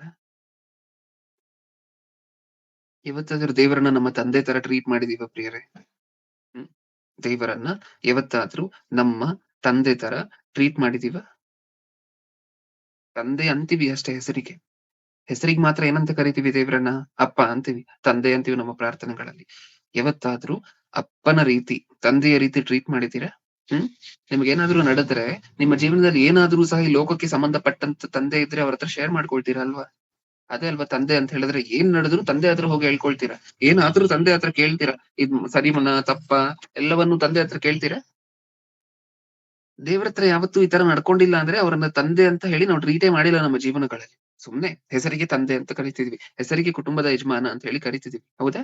ಇನ್ನು ದೇವರಿಗೆ ನಾವು ಕೊಟ್ಟಿರುವಂತ ಹೆಸರುಗಳೆಲ್ಲ ಏನೇನು? ಏನೇನಂತ ಕರೀತಾರೆ ತುಂಬಾ ಜನ ದೇವ್ರನ್ನ ಹೇಳಿ? ಏನೇನಂತ ಕರೀತಾರೆ? ಶಾಂತಿದಾಯಕರು ಅಂತ ಕರೀತಾರ ದೇವ್ರನ್ನ, ಕೇಳಿದ್ದೀರಾ? ಶಾಂತಿದಾಯಕರು ಅಂತ ಹೇಳಿ ದೇವ್ರನ್ನ ಕರೆಯುವಂತಹದ್ದು ಕೇಳಿದ್ದೀರಾ? ಹ್ಮ್ ಹೆಸರಿಗೆ ದೇವ್ರನ್ನ ಶಾಂತಿದಾಯಕರು ಅಂತ ಕರಿತೀವಿ. ನಿಮಗ್ ಸಮಾಧಾನ ಬೇಕು ಅಂತ ಹೇಳಿದ್ರೆ ಯಾವತ್ತಾದ್ರೂ ದೇವ್ರ ಹತ್ರ ಹೇಳ್ಕೊಂಡಿದ್ದೀರಾ ಅದನ್ನ? ಇಲ್ಲ. ಮನುಷ್ಯರ ಹತ್ರ ಬ್ರದರ್, ನಾವು ಮನುಷ್ಯರನ್ನ ನಾವು ನಿಜವಾಗ್ಲೂ ಶಾಂತಿದಾಯಕರು ಅಂತ ಅಸ್ಯೂಮ್ ಮಾಡಿದೀವಿ. ನಮ್ಮ ಮನಸ್ಸಲ್ಲಿ ಶಾಂತಿದಾಯಕರು ಅಂದ್ರೆ ಯಾರು? ಮನುಷ್ಯರು. ಅವ್ರ ಹತ್ರ ನಮ್ಮ ಕಷ್ಟಗಳನ್ನ ಹೇಳ್ಕೊಂಡು ಅತ್ತಾಗ ನಮಗ್ ಶಾಂತಿ ಸಿಕ್ಕುತ್ತೆ. ಮತ್ತೆ ದೇವರನ್ನ ಏನಕ್ಕೋಸ್ಕರ ಶಾಂತಿದಾಯಕರು ಅಂತ ಕರೆದ್ರಿ? ದೇವರನ್ನ ಏನಕ್ಕೋಸ್ಕರ ಶಾಂತಿದಾಯಕರು ಅಂತ ಕರೆದ್ರಿ? ಮನುಷ್ಯರ ಹತ್ರ ಹೇಳ್ಕೊಂಡ್ ಅತ್ತಾಗ ನಿಮಗ್ ಶಾಂತಿ ಸಿಕ್ಕುತ್ತೆ ಅನ್ನೋದಾದ್ರೆ ಮನುಷ್ಯರನ್ನೇ ಕರಿಬಹುದಲ್ವಾ ಶಾಂತಿದಾಯಕರು ಅಂತ? ದೇವರನ್ನ ಏನಕ್ಕೋಸ್ಕರ ಶಾಂತಿದಾಯಕರು ಅಂತ ಕರೆದ್ರಿ? ಇನ್ನು ನಾವು ದೇವರಿಗೆ ಕೊಟ್ಟಿರುವಂತ ಹೆಸರುಗಳು ಏನೇನು? ಆರೋಗ್ಯದಾಯಕರು. ಆರೋಗ್ಯದಾಯಕರ. ಚಿಕ್ಕ ತಲೆನೋವು ಬಂದ್ರೂ ಸಹ ನಮ್ಮ ಪ್ರಪ್ರಥಮವಾಗಿ ನೆನಪು ಬರುವಂತಹ ಡಾಕ್ಟರ್ ಅಲ್ವಾ? ಹೌದಾ ಇಲ್ವಾ? ಡಾಕ್ಟರ್ ಹತ್ರ ಹೋಗ್ಬೇಡಿ ಅಂತ ನಾನು ಹೇಳ್ತಿಲ್ಲ. ಅದನ್ನೂ ದೇವ್ರ ಹತ್ರ ಶೇರ್ ಮಾಡ್ಕೊಂಡ್ರೆ ಡಾಕ್ಟರ್ ಹತ್ರ ಹೋಗೋದಕ್ಕಿಂತ ಮುಂಚೆ ತಂದೆ ನಾನು ಈ ಕ್ಲಿನಿಕ್ ಹೋಗ್ತಿದ್ದೀನಿ, ಈ ಹಾಸ್ಪಿಟ್ಲ್‌ಗೆ ಹೋಗ್ತಿದ್ದೀನಿ. ನಿಮ್ಮ ಚಿತ್ತೇನೇನಾಯ್ತು? ಇವ್ರು ವಾಸಿ ಮಾಡ್ತಾರ ನಿಜವಾಗ್ಲೂ ನನ್ಗೆ ಬಂದಿರುವಂತ ಕಾಯಿಲೆಯನ್ನ? ಇವ್ರಿಗೆ ಜ್ಞಾನ ಇದೆಯಾ ಇಷ್ಟಕ್ಕೂ? ಎಲ್ಲಿ ವಾಸಿ ಆಗುತ್ತೋ ಅಲ್ಲಿ ಕಳ್ಸಿ ತಂದೆ. ಅದ್ ನಿಮ್ಗೆ ಗೊತ್ತು. ಯಾವತ್ತಾದ್ರೂ ಈ ಪ್ರಾರ್ಥನೆ ಏನಾದ್ರೂ ಮುಂದೆ ಇಟ್ಕೊಂಡು ಹೋಗಿದೀವಾ ಹಾಸ್ಪಿಟ್ಲ್‌ಗೆ ಹೋಗುವುದಕ್ಕಿಂತ ಮುಂಚೆ? ರಸ್ತೆಯಲ್ಲಿ ಪ್ರಾರ್ಥನೆ ಮಾಡ್ಬಿಡುವುದು ಪ್ರಿಯರೇ ಇದನ್ನೆಲ್ಲ? ಮಾಡಿದೀವಾ? ಗಂಟೆ ಆಗತ್ತಾ? 1 ಗಂಟೆ ಆಗತ್ತಾ ಈ ಪ್ರಾರ್ಥನೆಯನ್ನ ಮಾಡ್ಲಿಕ್ಕೆ, ನಾನು ಹೇಳಿದಂತಹ ಪ್ರಾರ್ಥನೆ ಮಾಡ್ಲಿಕ್ಕೆ? ಸಂತೈಸುವ ತಾಯಿ ಅಂತೆ ಹಾಡ್ ಕೇಳಿದೀವಲ್ವಾ? ಸಂತೈಸುವ ತಾಯಿ ಅಂತ ಹಾಡ್ ಕೇಳಿದೀವ? ಸಂತೈಸುವ ತಾಯಿ ದೇವ್ರನ್ನ ನಾವು ಕರೆಯುವಂತಹದ್ದು ಹೆಸರಿಗೆ. ಆ ಸಂತೈಸುವಂತಹ ತಾಯಿ ಹತ್ರ ಯಾವತ್ತು ನಾವೆಲ್ಲವನ್ನ ಹೇಳ್ಕೊಂಡಿದೀವಿ? ಅವ್ರ ಕೆಲಸನೇ ಸಂತೈಸುವಂತಹದ್ದಲ್ವಾ? ಯಾವತ್ತು ಹೇಳ್ಕೊಂಡಿದೀವಿ? ಮನುಷ್ಯರೇ ಅಲ್ವಾ ನಮ್ಮ ನೆನಪಿಗೆ ಬರ್ತಿರುವಂತಹದ್ದು. ಪರಮ ವೈದ್ಯರು, ಜೊತೆಗಾರರು, ಇನ್ನ ದೇವರನ್ನ ಏನನ್ನಂತ ಕರಿತೀವಿ? ಪರಮ ವೈದ್ಯರು ಕರಿತೀವ, ಪರಮ ವೈದ್ಯರು ಅಂತ ಕರಿತೀವ. ಸ್ನೇಹಿತನು ಅಂತ ಕರಿತೀವ? ಸ್ನೇಹಿತನು ಅಂತ ಹಾಡ್ಗಳಿದ್ಯಾ? ಇದೆ. ಇವತ್ತು ಸ್ನೇಹಿತನ ತರ ಟ್ರೀಟ್ ಮಾಡಿದೀರಾ ದೇವ್ರನ್ನ? ಹೆಸರಿಗೆ ಮಾತ್ರ ಸ್ನೇಹಿತನು ಅಂತ ದೇವ್ರನ್ನ ಕರೆಯುವಂತಹದ್ದು. ಆದ್ರೆ ಇಟ್ಟಿರುವಂತಹದ್ದು ಮಾತ್ರ 1 ಕಿಲೋಮೀಟರ್ ದೂರದಲ್ಲಿ ಇಟ್ಟಿದೀವಿ ದೇವ್ರನ್ನ. ಸ್ನೇಹಿತನು ಅಂದ್ರೆ ಎಲ್ಲವನ್ನ ಶೇರ್ ಮಾಡ್ಕೊಳ್ಳುವಂತಹದ್ದಲ್ವಾ? ನಿಮಗಿರುವಂತಹ ಪ್ರತಿಯೊಂದನ್ನು ಶೇರ್ ಮಾಡ್ಕೊಳ್ಳುವಂತಹದ್ದಲ್ವಾ? ಹೆಸರಿಗೆ ಮಾತ್ರ ದೇವರನ್ನ ಸ್ನೇಹಿತರು ಅಂತ ಕರಿತೀವಿ. ಇಟ್ಟಿರುವಂತಹದ್ದು ಮಾತ್ರ ದೂರ. ಆ ಸ್ನೇಹಿತನ ಹತ್ರ ಏನು ಶೇರ್ ಮಾಡ್ಕೊಳ್ಳೋದೇ ಇಲ್ಲ ಪಾಪ. ಹೌದಾ ಇಲ್ವಾ? ಆದ್ರೆ ದೇವ್ರು ಹಂಗಲ್ಲ. ಅಬ್ರಹಾಮನನ್ನ ಸ್ನೇಹಿತನು ಅಂತ ಕರೆದ್ರೆ ಅಬ್ರಹಾಮನ ಹತ್ರ ಪ್ರತಿ ವಿಚಾರವನ್ನು ಶೇರ್ ಮಾಡ್ಕೊಳ್ತಿದ್ರು ದೇವ್ರು. ಅದು ಫ್ರೆಂಡ್‌ಶಿಪ್ ಅಂದ್ರೆ. ನಿಜವಾದ ಫ್ರೆಂಡ್‌ಶಿಪ್. ಹೌದಾ? ಸೊದೋಮ್ ಗೊಮೋರ ಪಟ್ಟಣವನ್ನೆಲ್ಲ ನಾಶ ಮಾಡ್ಬೇಕಾದ್ರೆ ಫಸ್ಟ್ ಅದನ್ನ ಶೇರ್ ಮಾಡ್ಕೊಳ್ತಿದ್ದಂತಹದ್ದು ಅಬ್ರಹಾಮನ. ದೇವರು ಒಬ್ಬರನ್ನ ಫ್ರೆಂಡ್ ಆಗಿ ಅಂಗೀಕಾರ ಮಾಡಿದ್ರೆ ಎಷ್ಟ್ ಚೆನ್ನಾಗಿ ಆ ಫ್ರೆಂಡ್‌ಶಿಪ್ ಅನ್ನ ಎಷ್ಟ್ ಚೆನ್ನಾಗಿ ಉಳಿಸ್ಕೊಳ್ತಿದಾರೆ ನೋಡಿ. ನಾವಿದ್ದೀವಿ. ನಾವು ಫ್ರೆಂಡ್ ಅಂತಾನೆ ಕರಿತೀವಿ ದೇವ್ರನ್ನ. ಆದ್ರೆ ಸ್ನೇಹಿತರು ಅಂತಾನೆ ಕರಿತೀವಿ ದೇವ್ರನ್ನ. ನಮ್ಮ ಪ್ರಾರ್ಥನೆಗಳ ಸ್ನೇಹಿತರು ಅನ್ನುವಂತ ಟೈಟಲ್ ಅನ್ನೆಲ್ಲ ಹೇಳಿ ಓದಿರ್ತೀವಿ. ಹೌದಾ? ಆದ್ರೆ ಯಾವುದನ್ನು ಇವತ್ವರೆಗೂ ಶೇರ್ ಮಾಡ್ಕೊಂಡಿಲ್ಲ. ಫಸ್ಟ್ ಯಾವತ್ತೂ ದೇವ್ರ ಹತ್ರ ಹೋಗಿ ಹೇಳ್ಕೊಂಡಿಲ್ಲ. ಫ್ರೆಂಡ್ ಅಂತೀವಿ, ಜೊತೆಗಾರರು ಅಂತೀವಿ. ಯಾವತ್ತು ಜೊತೆಗಾರರ ತರ ಯಾವತ್ತು ಟ್ರೀಟ್ ಮಾಡಿದೀವಿ ದೇವ್ರನ್ನ? ಇಲ್ಲ ಅಲ್ವಾ?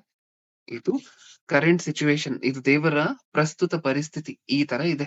ಹೆಸರಿಗೆ ಮಾತ್ರ ಎಲ್ಲ ಹೇಳ್ತೀವಿ. ಆದ್ರೆ ಯಾವುದನ್ನು ದೇವರ ಹತ್ರ ಶೇರ್ ಮಾಡ್ಕೊಳ್ಳುವಂತಹ ಅಭ್ಯಾಸ ಇಲ್ಲದೆ ಇರುವಂತಹ ಮಕ್ಕಳು ಅಂದ್ರೆ ನಾವೇ. ದೇವರನ್ನ ತಂದೆ ಅಂತೀವಿ, ಯಾವತ್ತು ತಂದೆ ತರ ನೋಡಿಲ್ಲ. ದೇವರನ್ನ ಸ್ನೇಹಿತರು ಅಂತೀವಿ, ಯಾವತ್ತು ಸ್ನೇಹಿತರ ತರ ನೋಡಿಲ್ಲ. ದೇವರನ್ನ ಜೊತೆಗಾರರು ಅಂತೀವಿ, ಯಾವತ್ತೂ ಸಹ ಜೊತೆಗಾರರ ತರ ನೋಡಿಲ್ಲ. ಸಂಸೋನನ ಪರಿಸ್ಥಿತಿ ಗೊತ್ತಲ್ವಾ ಪ್ರಿಯರ ನಮಗೆ ಸತ್ಯವೇದದಲ್ಲಿ ಸಂಸೋನನ ವಿಚಾರ. ಕೊನೆಯಲ್ಲಿ ಏನಾಗತ್ತೆ ಸಂಸೋನನ ಜೀವನದಲ್ಲಿ? ಕೊನೆಯಲ್ಲಿ ಕಣ್ಣೆಲ್ಲ ಹೋದ ನಂತರ ಏನಾಗತ್ತೆ? ದೇವ್ರ ಹತ್ರ ಕೇಳ್ಕೊಳ್ತಾರೆ. ಏನಂತ? ತಂದೆ ನಾನ್ ಮಾಡಿರುವಂತಹ ತಪ್ಪಾಗೋಗಿದೆ, ಇನ್ನೊಂದ್ಸಾರಿ ಶಕ್ತಿ ಕೊಡ್ತೀಯಾ? ಕೊನೆಯಲ್ಲಲ್ವಾ ಈ ಪ್ರಾರ್ಥನೆ ಮಾಡುವಂತಹದ್ದು.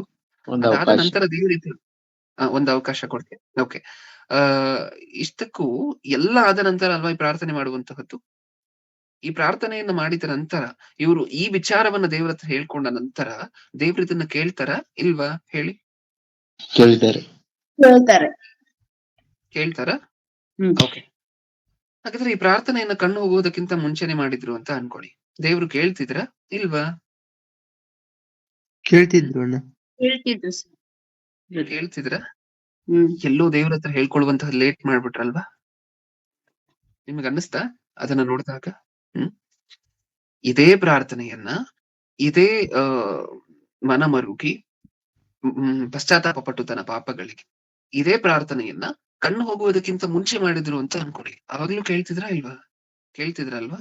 ಅವಾಗ್ಲೂ ಆಸೆ ಪಟ್ಟು ಕೂತಿದ್ರೆ ಎದುರು ನೋಡ್ತಿದ್ರ ಸಂಸೋನನು ನನ್ನ ಮಗ, ಹೌದಾ? ನಾನೇ ಶಕ್ತಿ ಕೊಟ್ಟಿದ್ದೆ ಈ ಮಗನಿಗೆ. ಈ ಮಗ ನನ್ನ ಹತ್ರ ಏನಾದ್ರು ಹೇಳ್ಕೊಳ್ತಾನ? ನನ್ನ ಹತ್ರ ತನ್ನ ತಪ್ಪಿಗೆ ಪ್ರಾಯಶ್ಚಿತ ಪಟ್ಟು ಪಶ್ಚಾತ್ತಾಪ ಪಟ್ಟು ಬಂದೆ ಮತ್ತೆ ವಾಪಸ್ ಬರ್ತಾನ ನನ್ನ ಹತ್ರ? ಕಣ್ಣು ಹೋಗ್ಬೇಕಾದ್ರೂ ದೇವ್ರು ನೋಡ್ತಾ ಕೂತಿರ್ತಾರ, ನಿಜನಾ ಇಲ್ವಾ?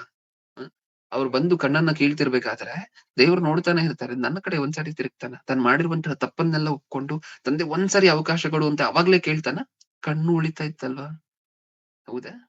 ಇದು ದೇವ್ರ ಹತ್ರ ಹೇಳ್ಕೊಡುವಂತಹ ಲೇಟ್ ಆಗೋದ್ರೆ ನಮ್ಮ ಜೀವನದಲ್ಲಿ ಏನೇನ್ ಮಿಸ್ ಮಾಡ್ಕೊಳ್ತೀವಿ ಅಂದ್ರೆ ಇಷ್ಟು ಮಿಸ್ ಮಾಡ್ಕೊಳ್ತೀವಿ. ಲೇಟ್ ಆಯ್ತಷ್ಟೇ. ಅವರು ದೇವ್ರ ಹತ್ರ ಹೇಳ್ಕೊಂಡ್ರು, ಸ್ವಲ್ಪ ಲೇಟ್ ಆಯ್ತು. ನಮಗ್ ಅನ್ನಿಸ್ತಿರ್ಬೇಕಲ್ವಾ ಈಗ? ಈಗಾಗ್ಲೇ ಸಾಕಷ್ಟು ವಿಚಾರಗಳನ್ನ ನಮ್ಮ ಜೀವನದಲ್ಲಿ ಕಳ್ಕೊಂಡಿದೀವಿ, ಸಾಕಷ್ಟು ಮನಃಶಾಂತಿಯನ್ನ ಕಳ್ಕೊಂಡಿದೀವಿ, ಸಾಕಷ್ಟು ಜ್ಞಾನವನ್ನ ಕಳ್ಕೊಂಡಿದೀವಿ. ಇದ್ ಮಾಡ್ಬೇಕಾ ಬೇಡವಾ ಅನ್ನುವುದ್ರ ಬಗ್ಗೆ ನಮಗ್ ಗೊತ್ತಿಲ್ಲದೆ ಮನುಷ್ಯರನ್ನೆಲ್ಲ ಬೇಳಾಡಿದೀವಲ್ವಾ ಪ್ರಿಯರೇ? ಅಣ್ಣ ಇದ್ ಮಾಡ್ಬೇಕಾ ಬೇಡವಾ ಹೇಳಣ್ಣ, ಅಕ್ಕ ಇದ್ ಮಾಡ್ಬೇಕಾ ಬೇಡವಾ ಹೇಳಕ್ಕ. ಕೇಳಿ ಹೋಗಿ ನನ್ ಕೇಳ್ಬೇಡಿ ಅಂತ ಹೇಳ್ತಿಲ್ಲ, ಆದ್ರೆ ದೇವ್ರ ಹತ್ರ ಹೇಳಿಲ್ಲ ಅಲ್ವಾ ಈ ಮುಂಚೆ? ಅವ್ರ ಹತ್ರ ಬರುವುದಕ್ಕಿಂತ ಮುಂಚೆ ದೇವ್ರ ಹತ್ರ ಹೇಳಿಲ್ಲ ಅಲ್ವಾ? ತಂದೆ ಈ ವಿಚಾರವನ್ನ ನಡೆಸ್ಬೇಕಾ ಬೇಡವಾ ಅಂತ ನನಗೆ ಗೊತ್ತಾಗ್ತಿಲ್ಲ, ತಿಳಿಸ್ಕೊಡಿ. ನೀವ್ ವಾಕ್ಯದ ಮೂಲಕ ತಿಳಿಸ್ಕೊಟ್ರು ಓಕೆ, ಯಾರನ್ನಾದ್ರೂ ನೀವ್ ಕಳಿಸಿ ಅವ್ರ ಮೂಲಕ ನೀವ್ ಮಾತಾಡಿದ್ರು ಸಹ ಓಕೆ. ಕೇಳದ್ವಾ? ಇಲ್ಲ. ಸಂಸೋನನಿಗೆ ಬಂದಂತಹ ಪರಿಸ್ಥಿತಿ ಲೇಟ್ ಆದ್ರೆ, ದೇವರ ಹತ್ರ ಹೇಳ್ಕೊಡುವಂತಹ ಲೇಟ್ ಆದ್ರೆ ಏನಾಗೋಗತ್ತೆ? ಇದೆಲ್ಲ ಆಗೋಗತ್ತೆ. ಲೇಟ್ ಮಾಡ್ಬೇಡಿ ದೇವ್ರ ಹತ್ರ ಹೇಳುವಂತಹದ್ದನ್ನ. ಫಸ್ಟ್ ದೇವ್ರ ಹತ್ರ ಹೇಳಿ. ದೇವ್ರ ಹತ್ರ ಫಸ್ಟ್ ಹೋಗಿ, ಅದಾದ ನಂತರ ಮನುಷ್ಯರು, ಅದಾದ ನಂತರ ನಿಮ್ಮ ಪಕ್ಕದಲ್ಲಿರುವಂತಹ ನಿಮ್ಮ ಕುಟುಂಬ, ಅದಾದ ನಂತರ ನಿಮ್ಮ ಕುಟುಂಬಕ್ಕೆ ನೀವು ಹೇಳ್ಕೋಬೇಕಾದ್ರೂ ಒಂದು ಸಮಸ್ಯೆಯನ್ನ ಅಥವಾ ಒಂದು ಸಂತೋಷಕರವಾಗಿರುವಂತಹ ವಿಚಾರವನ್ನ ಫಸ್ಟ್ ದೇವ್ರಿಗೆ ಹೇಳಿ. ಆಮೇಲೆ ಕುಟುಂಬಕ್ಕೆ, ಬಂಧು ಬಳಗಕ್ಕೆ, ಸ್ನೇಹಿತರಿಗೆ ಆಮೇಲೆ ಬನ್ನಿ. ಇದನ್ನ ಮಾಡ್ತೀವ ನಾವು? ಇದನ್ನ ಮಾಡ್ತೀವ? ಆಮೇಲೆ ಕೊನೇಲ್ ದೇವ್ರ ಹತ್ರ ಬಂದ್ಬಿಟ್ಟು ನೀನ್ ಇದೀಯಾ, ಇಷ್ಟ್ ಕಷ್ಟ ಬರೆದ್ರು ನೋಡ್ಕೊಂಡ್ ಸುಮ್ನೆ ಇದೆಯಲ್ವಾ? ಈ ಕ್ಷೌರಿಕನ ಉದಾಹರಣೆ ನಿಮ್ಮೆಲ್ಲರಿಗೂ ಗೊತ್ತಲ್ಲ ಪ್ರಿಯರೇ? ಸಾಕಷ್ಟು ಸಾರಿ ಕೊಟ್ಟಿದ್ದೆ. ಕ್ಷೌರಿಕನ ಉದಾಹರಣೆ. ಒಂದು ಸಾರಿ ಕ್ಷೌರಿಕರು ಹೇರ್ ಕಟ್ ಮಾಡುವಂತಹ ಒಂದು ಶಾಪ್ ಅಲ್ಲಿ ಒಬ್ಬ ಮನುಷ್ಯ ಕೂತ್ಕೊಂಡು ಹೇರ್ ಕಟ್ ಮಾಡಿಸ್ಕೊಳ್ತಿರ್ತಾನೆ. ಈ ಹೇರ್ ಕಟ್ ಮಾಡಿಸ್ಕೊಳ್ತಿರುವಂತಹ ಒಬ್ಬ ಮನುಷ್ಯ ಹೊರಗಡೆ ಕೂದ್ಲೆಲ್ಲ ಬಿಟ್ಕೊಂಡು, ಶುದ್ಧ ಕೂದ್ಲು ಬಿಟ್ಕೊಂಡು ಓಡಾಡ್ತಿರುವಂತಹ ಒಬ್ಬ ಮನುಷ್ಯನನ್ನ ನೋಡ್ತಾನೆ. ಆ ಮನುಷ್ಯನನ್ನ ನೋಡಿದ ತಕ್ಷಣ ಈ ಹೇರ್ ಕಟ್ ಮಾಡಿಸ್ಕೊಳ್ತಿರುವಂತಹ ಮನುಷ್ಯ ಏನ್ ಹೇಳ್ತಾನೆ ಕ್ಷೌರಿಕನಿಗೆ? ಈ ಊರಲ್ಲಿ ಯಾರು ಕ್ಷೌರಿಕರೇ ಇಲ್ಲ ರೀ, ಸರಿಯಾಗಿರುವಂತ ಕ್ಷೌರಿಕರೇ ಇಲ್ಲ ಅಂತ ಹೇಳ್ತಾನೆ. ಹೇರ್ ಕಟ್ ಮಾಡ್ತಿರುವಂತ ಕ್ಷೌರಿಕ ಏನ್ ಹೇಳ್ತಾನೆ ಆಮೇಲೆ? ಬಾರ್ಬರ್ ಏನ್ ಹೇಳ್ತಾನೆ ಆಮೇಲೆ? ನಾನು ಇದ್ದೀನಲ್ವಾ, ನಿನಗೆ ಹೇರ್ ಕಟ್ ಮಾಡ್ತಿರುವಂತಹ ನಾನೇ ಅಲ್ವಾ ಅಂತ ಹೇಳ್ತಾನೆ. ಯಾಕೆ ಈ ಊರಲ್ಲಿ ಯಾರು ಇಲ್ಲ ಅಂತ ಯಾಕೆ ಹೇಳ್ತಿದ್ಯಾ, ನಾನು ಇದ್ದೀನಲ್ವಾ ಅಂತ ಹೇಳಿದಾಗ ಈ ಮನುಷ್ಯ ಹೇರ್ ಕಟ್ ಮಾಡಿಸ್ಕೊಳ್ತಿರುವಂತಹ ಮನುಷ್ಯ ಹೇಳ್ತಾನೆ ಏನಂತ? ಅಲ್ಲಿ ಹೊರಗಡೆ ನೋಡು ಎಷ್ಟು ಉದ್ದ ಕೂದ್ಲು ಬಿಟ್ಕೊಂಡು ಓಡಾಡ್ತಿದ್ದಾನ ಮನುಷ್ಯ. ಈ ಊರಲ್ಲಿ ಯಾರಾದ್ರೂ ಬಾರ್ಬರ್ಸ್ ಇದ್ದಿದ್ರೆ, ಈ ಊರಲ್ಲಿ ಯಾರಾದ್ರೂ ಕ್ಷೌರಿಕರಿದ್ದಿದ್ರೆ ಆ ಮನುಷ್ಯನನ್ನ ಕ್ಲೀನ್ ಆಗಿ ಹೇರ್ ಕಟ್ ಮಾಡಿ ಆ ಮನುಷ್ಯನನ್ನ ಚೆನ್ನಾಗ್ ಕಾಣುವಂತೆ ಮಾಡ್ಬೋದಿತ್ತಲ್ವಾ ಅಂತ ಹೇಳಿದಾಗ ಈ ಬಾರ್ಬರ್ ಅವಾಗ ಹೇಳ್ತಾನೆ ಕ್ಷೌರಿಕನು ಏನಂತ? ನಾನ್ ಹೋಗಿ ರಸ್ತೆಯಲ್ಲಿ ನಿಂತ್ಕೊಂಡು ಸೀಸರ್ ಇಟ್ಕೊಂಡು ಓಡಾಡ್ಲಿಕ್ಕೆ ಆಗೋದಿಲ್ಲ, ಹೌದಾ? ಆ ಮನುಷ್ಯನಿಗೆ ಹೇರ್ ಕಟ್ ಬೇಕಾದ್ರೆ ಆ ಮನುಷ್ಯನು ನನ್ನ ಹತ್ರ ಬರ್ಬೇಕು, ಆ ಮನುಷ್ಯನು ನನ್ನ ಹತ್ರ ಬರ್ಬೇಕು, ಆ ಮನುಷ್ಯನು ನನ್ನ ಹತ್ರ ಬರ್ಬೇಕು. ದೇವ್ರು ಎಕ್ಸ್ಪೆಕ್ಟ್ ಮಾಡ್ತಿರುವಂತಹದ್ದು ಅದೇ. ನನ್ನ ಮಕ್ಕಳು ನನ್ನ ಹತ್ರ ಬರ್ಬೇಕು. ನನ್ನ ಮಕ್ಕಳೇ ನನ್ನ ಹತ್ರ ಬರ್ಬೇಕು. ಅವ್ರ ಜೀವನದಲ್ಲಿ ಏನ್ ನಡೀತಿದೆ ಅಂತ ನನಗ್ ಗೊತ್ತು. ಅವ್ರಿಗೆ ಕಷ್ಟ ಬಂದ್ರೆ ಆ ಕಷ್ಟ ನನ್ನ ಕಾಣಿಸ್ತಿದೆ. ಅವ್ರಿಗೆ ಒಂದು ಸುಖ ಬಂದ್ರೆ ಒಂದು ಸಂತೋಷಕರವಾಗಿರುವಂತ ವಿಚಾರ ಬಂದ್ರೆ ಆ ಸುಖ ನನ್ನ ಕಣ್ಣಿಗ್ ಕಾಣಿಸ್ತಿದೆ. ಅವ್ರ ಜೀವನದಲ್ಲಿ ಏನ್ ನಡೀತಿದೆ ಅಂತ ನನಗ್ ಗೊತ್ತು. ನನಗ್ ಗೊತ್ತಿದ್ರೂ ಸಹ ನಾನ್ ನನ್ನ ಮಕ್ಕಳ ಬಾಯಿಂದಲೇ ಅದನ್ನ ಕೇಳ್ಬೇಕು. ಅವ್ರು ಬಂದು ಪ್ರಪ್ರಥಮವಾಗಿ ಅದನ್ನ ನನ್ನ ಹತ್ರ ಶೇರ್ ಮಾಡ್ಕೊಳ್ಳುವಂತಹದನ್ನ ನಾನು ನೋಡ್ಬೇಕು ನೋಡ್ಬೇಕು. ಇದು ದೇವರ ಆಸೆ. ಇದು ದೇವರ ಆಕಾಂಕ್ಷೆ. ನಾವು ದೇವರ ಹತ್ರ ಹೋಗ್ಬೇಕು. ಅದು ಫಸ್ಟ್ ಹೋಗ್ಬೇಕು ಅನ್ನುವಂತಹ ದೇವರ ಆಲೋಚನೆ. ಯಾಕಂದ್ರೆ ಇಡೀ ಪ್ರಪಂಚದಲ್ಲಿ ಅವ್ರಿಗಿಂತ ದೊಡ್ಡ ಮೇಧಾವಿ ಇದಾರ? ಯಾರ್ಯಾರ ಹತ್ರನೂ ಹೋಗಿ ಕೇಳ್ತೀವಿ ಏನ್ ಮಾಡ್ಬೇಕು ಅದ್ ಮಾಡ್ಬೇಕಾ ಇದ್ ಮಾಡ್ಬೇಕಾ ಅಂತ. ದೇವ್ರ ಹತ್ರ ಯಾವತ್ ಕೇಳಿದೀವಿ? ಇಡೀ ಪ್ರಪಂಚದಲ್ಲಿ ದೇವರಿಗಿಂತ ದೊಡ್ಡ ಮೇಧಾವಿ ಇಲ್ಲ ಅಲ್ವಾ? ಅವ್ರ ಹತ್ರ ಯಾವತ್ತು ಹೋಗಿದೀವಿ? ಈ ಪ್ರಶ್ನೆನ ನಿಮಗ್ ನೀವು ಹಾಕೊಳ್ಳಿ. ಚಿಕ್ಕ ಚಿಕ್ಕ ವಿಚಾರಗಳು, ಪ್ರತಿಯೊಂದೊಂದು ವಿಚಾರವನ್ನು ಸಹ ದೇವರ ಹತ್ರ ಶೇರ್ ಮಾಡ್ಕೊಳ್ಳಿ. ನೀವು ಮನುಷ್ಯರ ಹತ್ರ ಶೇರ್ ಮಾಡ್ಕೊಂಡ್ರೆ ನಡೆಯುವಂತಹದ್ದಂತೂ ಏನೂ ಇಲ್ಲ ಪ್ರಿಯರೇ. ನಡೆಯುವಂತಹದ್ದಂತೂ ಏನೂ ಇಲ್ಲ. ಅವ್ರು ನಿಮ್ಮ ಸಮಸ್ಯೆಯನ್ನ ಬಗೆಹರಿಸುವಂತಹದ್ದು ಇಲ್ಲ. ನಿಮ್ಮ ಸಮಸ್ಯೆಯನ್ನು ಒಂದ್ 10 ಜನಕ್ಕೆ ಹೇಳ್ಕೊಂಡ್ ಬರ್ತಾರೆ. ನಿಮಗ್ ಕೊಡುವಂತ ಗೌರವವನ್ನು ಕಡಿಮೆ ಮಾಡ್ತಾರೆ. ಸಂತೋಷಕರವಾಗಿರುವಂತ ವಿಚಾರ ಹೇಳ್ಕೊಂಡ್ರೆ ಹೊಟ್ಟೆ ಕಿಚ್ಚು ಅಲ್ಲಿಂದ ಶುರು ಆಗುತ್ತೆ. ಬೇಕಾ ನಮ್ಗಿದೆಲ್ಲ? ಹ್ಮ್ ಅದಕ್ಕೋಸ್ಕರ ಯಾವಾಗ್ಲೂ ಪೂರ್ಣ ಹೃದಯದಿಂದ ಮನುಷ್ಯರಿಗೆ ಹೇಳ್ಕೊಂಡ್ರೆ ಹೊಟ್ಟೆ ಕಿಚ್ಚು ಪಡ್ತಾರೆ. ಆದ್ರೆ ದೇವರು ಕೈ ಚಾಚಿ ಮಕ್ಕಳ ನೀವ್ ನನ್ನ ಹತ್ರ ಹೇಳ್ಕೊಳ್ಳಿ ಪ್ರತಿಯೊಂದನ್ನು ಸಹ ನಾನ್ ಪೂರ್ಣ ಹೃದಯದಿಂದ ನಿಮ್ಮನ್ನ ಹಾರೈಸಿ ಆಶೀರ್ವದಿಸ್ತೀನಿ ಅಂತ ದೇವರು ಕಾಯ್ತಿದ್ದಾರೆ. ಹೌದಾ ಇಲ್ವಾ? ನಿಮಗೂ ಸಹ ನಿಮ್ಮ ಜೀವನದಲ್ಲೂ ಒಂದು ಸಂತೋಷಕರವಾಗಿರುವಂತಹ ವಿಚಾರ ನಡೆದ್ರೆ, ನಾನು ಆಗ್ಲೇ ಹೇಳಿದೆ, ಪ್ರಮೋಷನ್ ಆಯ್ತು ಅಂತ ಅನ್ಕೊಳ್ಳಿ. ಅದನ್ನ ಹೋಗಿ ನಿಮ್ಮ ಕೊಲೀಗೋ ಅಥವಾ ನಿಮ್ಮ ಸ್ನೇಹಿತರಿಗೋ ಕಾಲ್ ಮಾಡಿ ಹೇಳಿದ್ರೆ ಅವ್ರು ಹೊಟ್ಟೆ ಕಿಚ್ಚು ಪಡ್ತಾರೆ. ಅದೇ ಬಂದ್ ನಿಮ್ಮ ತಂದೆ ತಾಯಿ ಹತ್ರ ಹೇಳ್ಕೊಡ್ರಿ ಅಂತ ಅನ್ಕೊಳ್ಳಿ, ಅವ್ರು ಖುಷಿ ಪಡ್ತಾರೆ. ಯಾವುದೇ ಸ್ವಾರ್ಥ ಇಲ್ಲದೆ, ಯಾವುದೇ ಕೆಟ್ಟ ಮನೋಭಾವಗಳಿಲ್ಲದೆ ತುಂಬಾ ಹೃದಯದಿಂದ ಖುಷಿ ಪಡುವಂತಹದ್ದು ಅಂದ್ರೆ ನಿಮ್ಮ ತಂದೆ ತಾಯಿ. ನಿಜನ? ಇಲ್ಲಿ ನಮಗೂ ದೇವರಿಗೂ ಇರುವಂತ ಸಂಬಂಧ ಅದೇ. ಹೌದಾ? ತಂದೆ ತಾಯಿಯನ್ನ ಕೊಡುವುದಕ್ಕಿಂತ ಮುಂಚೆ, ತಂದೆ ತಾಯಿಯಲ್ಲಿ ಪ್ರೀತಿ ಇಡುವುದಕ್ಕಿಂತ ಮುಂಚೆ ಆ ಪ್ರೀತಿ ಸಾಕಷ್ಟು ಕೋಟ್ಯಾಂತರ ಕೋಟಿ ಪಟ್ಟಷ್ಟು ಇದ್ದಂತಹದ್ದು ದೇವರಲ್ಲಿ. ಹೌದಾ? Yes. ಈ ಲೋಕದಲ್ಲಿ ನೀವು ಒಂದು ವಿಚಾರವನ್ನ ಹೇಳ್ಕೊಂಡ್ರೆ ಮನುಷ್ಯರು ಹೊಟ್ಟೆ ಕಿಚ್ಚು ಪಡ್ಬಹುದು. ಆದ್ರೆ ಅದನ್ನೇ ಹೋಗಿ ದೇವರ ಹತ್ರ ಹೇಳ್ಕೊಂಡ್ರಿ ಅಂತ ಅನ್ಕೊಳ್ಳಿ, ತಂದೆ ಈ ತರ ಒಂದು ಒಳ್ಳೆ ವಿಚಾರ ನಡೆದಿದೆ ನನ್ನ ಜೀವನದಲ್ಲಿ ಅಂತ ಹೇಳ್ಕೊಂಡ್ರಿ ಅಂತ ಅನ್ಕೊಳ್ಳಿ, ತುಂಬಾ ಹೃದಯದಂತ ನಿಮ್ಮನ್ನ ಹಾರೈಸಿ ಸಂತೋಷ ಪಡುವಂತಹದ್ದು, ಖುಷಿ ಪಡುವಂತಹದ್ದು ಅಂದ್ರೆ ದೇವ್ರೆ. ಆ ದೇವ್ರಿಗೆ ಹೇಳ್ಕೊಳ್ಳಿ ಹೋಗಿ ಅಂತಾನೆ ಹೇಳ್ತಿರುವಂತಹದ್ದು ಅದೇ ಈ ಪ್ರಸಂಗದ ಭಾವ ಅಂತ ಹೇಳ್ಕೊಳ್ತೀವ. ದೇವ್ರು ಕಾಯ್ತಿದ್ದಾರೆ. ನನ್ನ ಮಕ್ಕಳು ಬಂದು ನನ್ನ ಹತ್ರ ಹೇಳ್ಕೋಬೇಕು, ನಾನು ಅವರಿಗೆ ಉತ್ತರ ಕೊಡ್ಬೇಕು. ಇದು ದೇವರ ಕನಸು. ಇದು ದೇವರ ಕನಸು. ಈ ಕನಸನ್ನ ನನಸು ಮಾಡ್ತೀರಾ? ಈ ಸಂದೇಶ ಕೇಳಿದ ನಂತರ ಆ ಬಾಧ್ಯತೆ ನಿಮ್ಮ ಮೇಲಿದೆ. ನಿಮ್ಮ ಜೀವನದಲ್ಲಿ ಏನಾದ್ರೂ ಸಹ, ಕುಟುಂಬದಲ್ಲಿ ಏನಾದ್ರೂ ಸಹ ಒಂದು ಫಂಕ್ಷನ್ ಪ್ಲಾನ್ ಮಾಡ್ಬೇಕಾ, ಯಾವುದೋ ಒಂದು ಕೆಲಸಕ್ಕೆ ಪ್ಲಾನ್ ಮಾಡ್ಬೇಕಾ, ಅಥವಾ ಏನೋ ಒಂದು ಚಿಕ್ಕ ವಿಚಾರ ನಡೆಸ್ಬೇಕಾ ನಿಮ್ಮ ಜೀವನದಲ್ಲಿ, ಪ್ರತಿಯೊಂದು ಸಹ ಫಸ್ಟ್ ಹೋಗಿ ಪ್ರಾರ್ಥನೆಯಲ್ಲಿ ದೇವರ ಮುಂದೆ ಇಡ್ಬೇಕು. ಆಮೇಲೆ ಕುಟುಂಬಕ್ಕೆ, ಆಮೇಲೆ ಬಂಧು ಬಳಗಕ್ಕೆ, ಆಮೇಲೆ ಸ್ನೇಹಿತರಿಗೆ, ಎಲ್ಲರಿಗೂ ಆಮೇಲೆ ಫಸ್ಟ್ ದೇವರ ಹತ್ರ. ಓಕೆ, ಇದನ್ನ ಮಾಡ್ತೀವಾ? ಕಣ್ಮುಚ್ಚಿ Yes, brother. ಪ್ರಾರ್ಥನೆ ಮಾಡಿ ಮುಗಿಸ್ಬೋದು. ಪ್ರೀತಿಯುಳ್ಳ ಪರಲೋಕದಲ್ಲಿರುವ ನಮ್ಮ ತಂದೆ, ಹೌದು ಅಪ್ಪ, ನಿಮ್ಮ ಮನಸ್ಸು, ನಿಮ್ಮ ಕನಸನ್ನ ನಾವು ಅರ್ಥ ಮಾಡ್ಕೊಂಡಿದ್ದೀವಿ ಅಪ್ಪ. ಮಕ್ಕಳ ಬಾಯಿಂದ ಪ್ರಪ್ರಥಮವಾಗಿ ಮಾಹಿತಿಯನ್ನ ಕೇಳಬೇಕು ಅನ್ನುವಂತಹದ್ದು, ಅದು ಸಿಹಿ ಸುದ್ದಿ ಆದ್ರೂ ಸಹ, ಕಹಿ ಸುದ್ದಿ ಆದ್ರೂ ಸಹ ನಮ್ಮ ಬಾಯಿಂದ ನೀವು ಕೇಳ್ಬೇಕನ್ನುವಂತಹದ್ದು ನಿಮ್ಮ ಆಸೆ, ನಿಮ್ಮ ಆಕಾಂಕ್ಷೆ. ಇಷ್ಟು ದಿನ ನಮ್ಗೆ ಗೊತ್ತಿಲ್ಲದೆ ಯಾರ್ಯಾರ ಹತ್ರನೋ ಹೋಗಿ ಹೇಳ್ಕೊಂಡ್ವಿ ತಂದೆ. ಆದ್ರೆ ಮುಂದೆ ಫಸ್ಟ್ ನಾವ್ ಹೇಳ್ಕೊಬೇಕಾಗಿರುವಂತಹದ್ದು ನಿಮ್ಮ ಹತ್ರ ಅಂತ ಗೊತ್ತಾಗಿದೆ. ಫಸ್ಟ್ ಒಂದು ಸಲಹೆಯನ್ನ ಕೇಳ್ಬೇಕಾಗಿರುವಂತಹದ್ದು, ಅಡ್ವೈಸ್ ಅನ್ನ ಕೇಳ್ಬೇಕಾಗಿರುವಂತಹದ್ದು ನಿಮ್ ಹತ್ರ ಅಂತ ಗೊತ್ತಾಗಿದೆ. ಒಂದು ಕೌನ್ಸಿಲಿಂಗ್ ಅನ್ನ ಕೇಳ್ಬೇಕಾಗಿರುವಂತಹದ್ದು ನಿಮ್ಮ ಹತ್ರ ಅಂತ ಗೊತ್ತಾಗಿದೆ ಅಪ್ಪ. ನೀವ್ ಅದಕ್ಕೋಸ್ಕರ ಆಸೆ ಪಡ್ತಿದ್ದೀರಾ, ನೀವ್ ಅದಕ್ಕೋಸ್ಕರ ಎದುರು ನೋಡ್ತಿದ್ದೀರಾ. ಈ ರೀತಿ ನಮ್ಮ ಜೀವನಗಳನ್ನ ನಾವು ಬದಲಾಯಿಸಿಕೊಳ್ಳುವಂತಹ ಅನುಗ್ರಹವನ್ನ ನಮಗ್ ದಯಪಾಲಿಸಿ ಅಪ್ಪ. ಕ್ರೈಸ್ತರ ಜೀವನ ಅಂದ್ರೆ ಈ ರೀತಿ ಇರುವಂತಹದ್ದು ಅಂತ ಹೇಳಿ ನಮಗ್ ತಿಳಿಸ್ಕೊಟ್ಟಿದ್ದೀರಾ ಅಪ್ಪ. ಜ್ಞಾನದಲ್ಲಿ ಬೆಳೆಯುವಂತಹದ್ದು, ಇದರ ಜೊತೆಯಲ್ಲಿ ಈ ರೀತಿಯಾಗಿರುವಂತಹ ನಮಗೂ ನಿಮಗೂ ಇರುವಂತಹ ಈ ಸಹವಾಸದಲ್ಲಿ ನಾವು ಬೆಳಿಬೇಕು. ಇದನ್ನ ನಾವು ಅರ್ಥ ಮಾಡ್ಕೊಂಡಿದ್ವಿ ತಂದೆ ಇವತ್ತು. ಇನ್ ಮುಂದೆ ಇದೇ ರೀತಿ ನಮ್ಮ ಜೀವನಗಳನ್ನ ಬದಲಾಯಿಸ್ಕೊಳ್ಲಿಕ್ಕೆ ಅನುಗ್ರಹಿಸಿ. ಹಾಗೆಯಪ್ಪ, ಕೇಳಿರುವಂತಹ ಪ್ರತಿಯೊಬ್ಬೊಬ್ಬರನ್ನು ಆತ್ಮಕ್ಕೆ ಸಂಬಂಧಪಟ್ಟ ಆಶೀರ್ವಾದಗಳಿಂದ ಆಶೀರ್ವದಿಸಿ ಅನ್ನುವಂತಹ ಬೇಡಿಕೆ ನಿಮ್ಮ ಮುಂದೆ ಇಡ್ತಾ, ಎಲ್ಲರೂ ಸಹ ಜ್ಞಾನದಲ್ಲಿ ಒಂದರಲ್ಲಿ ಮಾತ್ರವಲ್ಲದೆ ಜೊತೆಯಲ್ಲಿ ಪ್ರೀತಿಯಲ್ಲಿ, ಅನ್ಯೋನ್ಯತೆಯಲ್ಲಿ, ನಿಮಗೂ ನಮಗೂ ಇರುವಂತಹ ಅನ್ಯೋನ್ಯತೆಯನ್ನ ಇನ್ನೂ ವೃದ್ಧಿ ಮಾಡ್ಕೋಬೇಕು, ಅದಕ್ಕೋಸ್ಕರ ಪ್ರಯಾಸ ಪಡುವಂತಹ ಮಕ್ಕಳಾಗಿ ಅವರನ್ನು ಮಾರ್ಪಡಿಸಿ ತಂದೆ. ಪ್ರತಿದಿನ ಬಂದು ದೈವ ಸಂದೇಶವನ್ನು ಹಂಚುವಂತಹ ಪ್ರತಿಯೊಬ್ಬ ದೈವ ಸೇವಕರನ್ನು, ಅವರ ಕುಟುಂಬಗಳನ್ನ, ಅವರ ಅವಶ್ಯಕತೆಗಳನ್ನ, ಅವರ ಆರ್ಥಿಕ ಪರಿಸ್ಥಿತಿಗಳನ್ನ ನೆನಪು ಮಾಡ್ಕೊಳ್ಳಿ, ಅವರ ಆರೋಗ್ಯ ಪರಿಸ್ಥಿತಿಗಳನ್ನ ನೆನಪು ಮಾಡ್ಕೊಳ್ಳಿ ತಂದೆ. ಹಾಗೆ ರಾಮಣ್ಣನವರು, ಅವರ ಕುಟುಂಬದವರು, ಈ ಕಾರ್ಯಕ್ರಮ ನಡೆಸ್ಕೊಡ್ತಿರುವಂತಹ ಪ್ರತಿಯೊಬ್ಬೊಬ್ಬರನ್ನೂ ಸಹ ಅವರ ಕುಟುಂಬಗಳನ್ನ, ಅವರ ಪರಿಸ್ಥಿತಿಗಳನ್ನ ನೆನಪು ಮಾಡ್ಕೊಳ್ಳಿ, ಸುಧಾರಣೆಯನ್ನ ಕೊಡಿ ಅನ್ನುವಂತಹ ಬೇಡಿಕೆ ನಿಮ್ಮ ಮುಂದೆ ಇಡ್ತಾ, ನನ್ನ ಪ್ರಾರ್ಥನೆ ಯೇಸು ಕ್ರಿಸ್ತರ ನಾಮದಲ್ಲಿ ಸಮರ್ಪಿಸಿ ಬೇಡಿಕೊಳ್ಳುತ್ತಿದ್ದೇನೆ ಪರಲೋಕದಲ್ಲಿರುವ ನಮ್ಮ ತಂದೆ. ಆಮೆನ್. ತಂದೆಯಾದ ದೇವರ ಪ್ರೀತಿ, ನಮ್ಮ ರಕ್ಷಕರು ವಿಮೋಚಕರು ಸ್ವತಃ ದೇವರು ಆಗಿರುವಂತ ಯೇಸು ಕ್ರಿಸ್ತರ ಕೃಪೆಯು, ಪರಿಶುದ್ಧಾತ್ಮ ದೇವರ ಅನ್ಯೋನ್ಯ ಸಹವಾಸ ಇಂದು ಎಂದು ಸದಾ ಕಾಲವು ನಮ್ಮೆಲ್ಲರೊಂದಿಗೂ ಇರಲಿ. ಆಮೆನ್. ಆಮೆನ್. ವಂದನೆಗಳು ಬ್ರದರ್. ವಂದನೆಗಳು.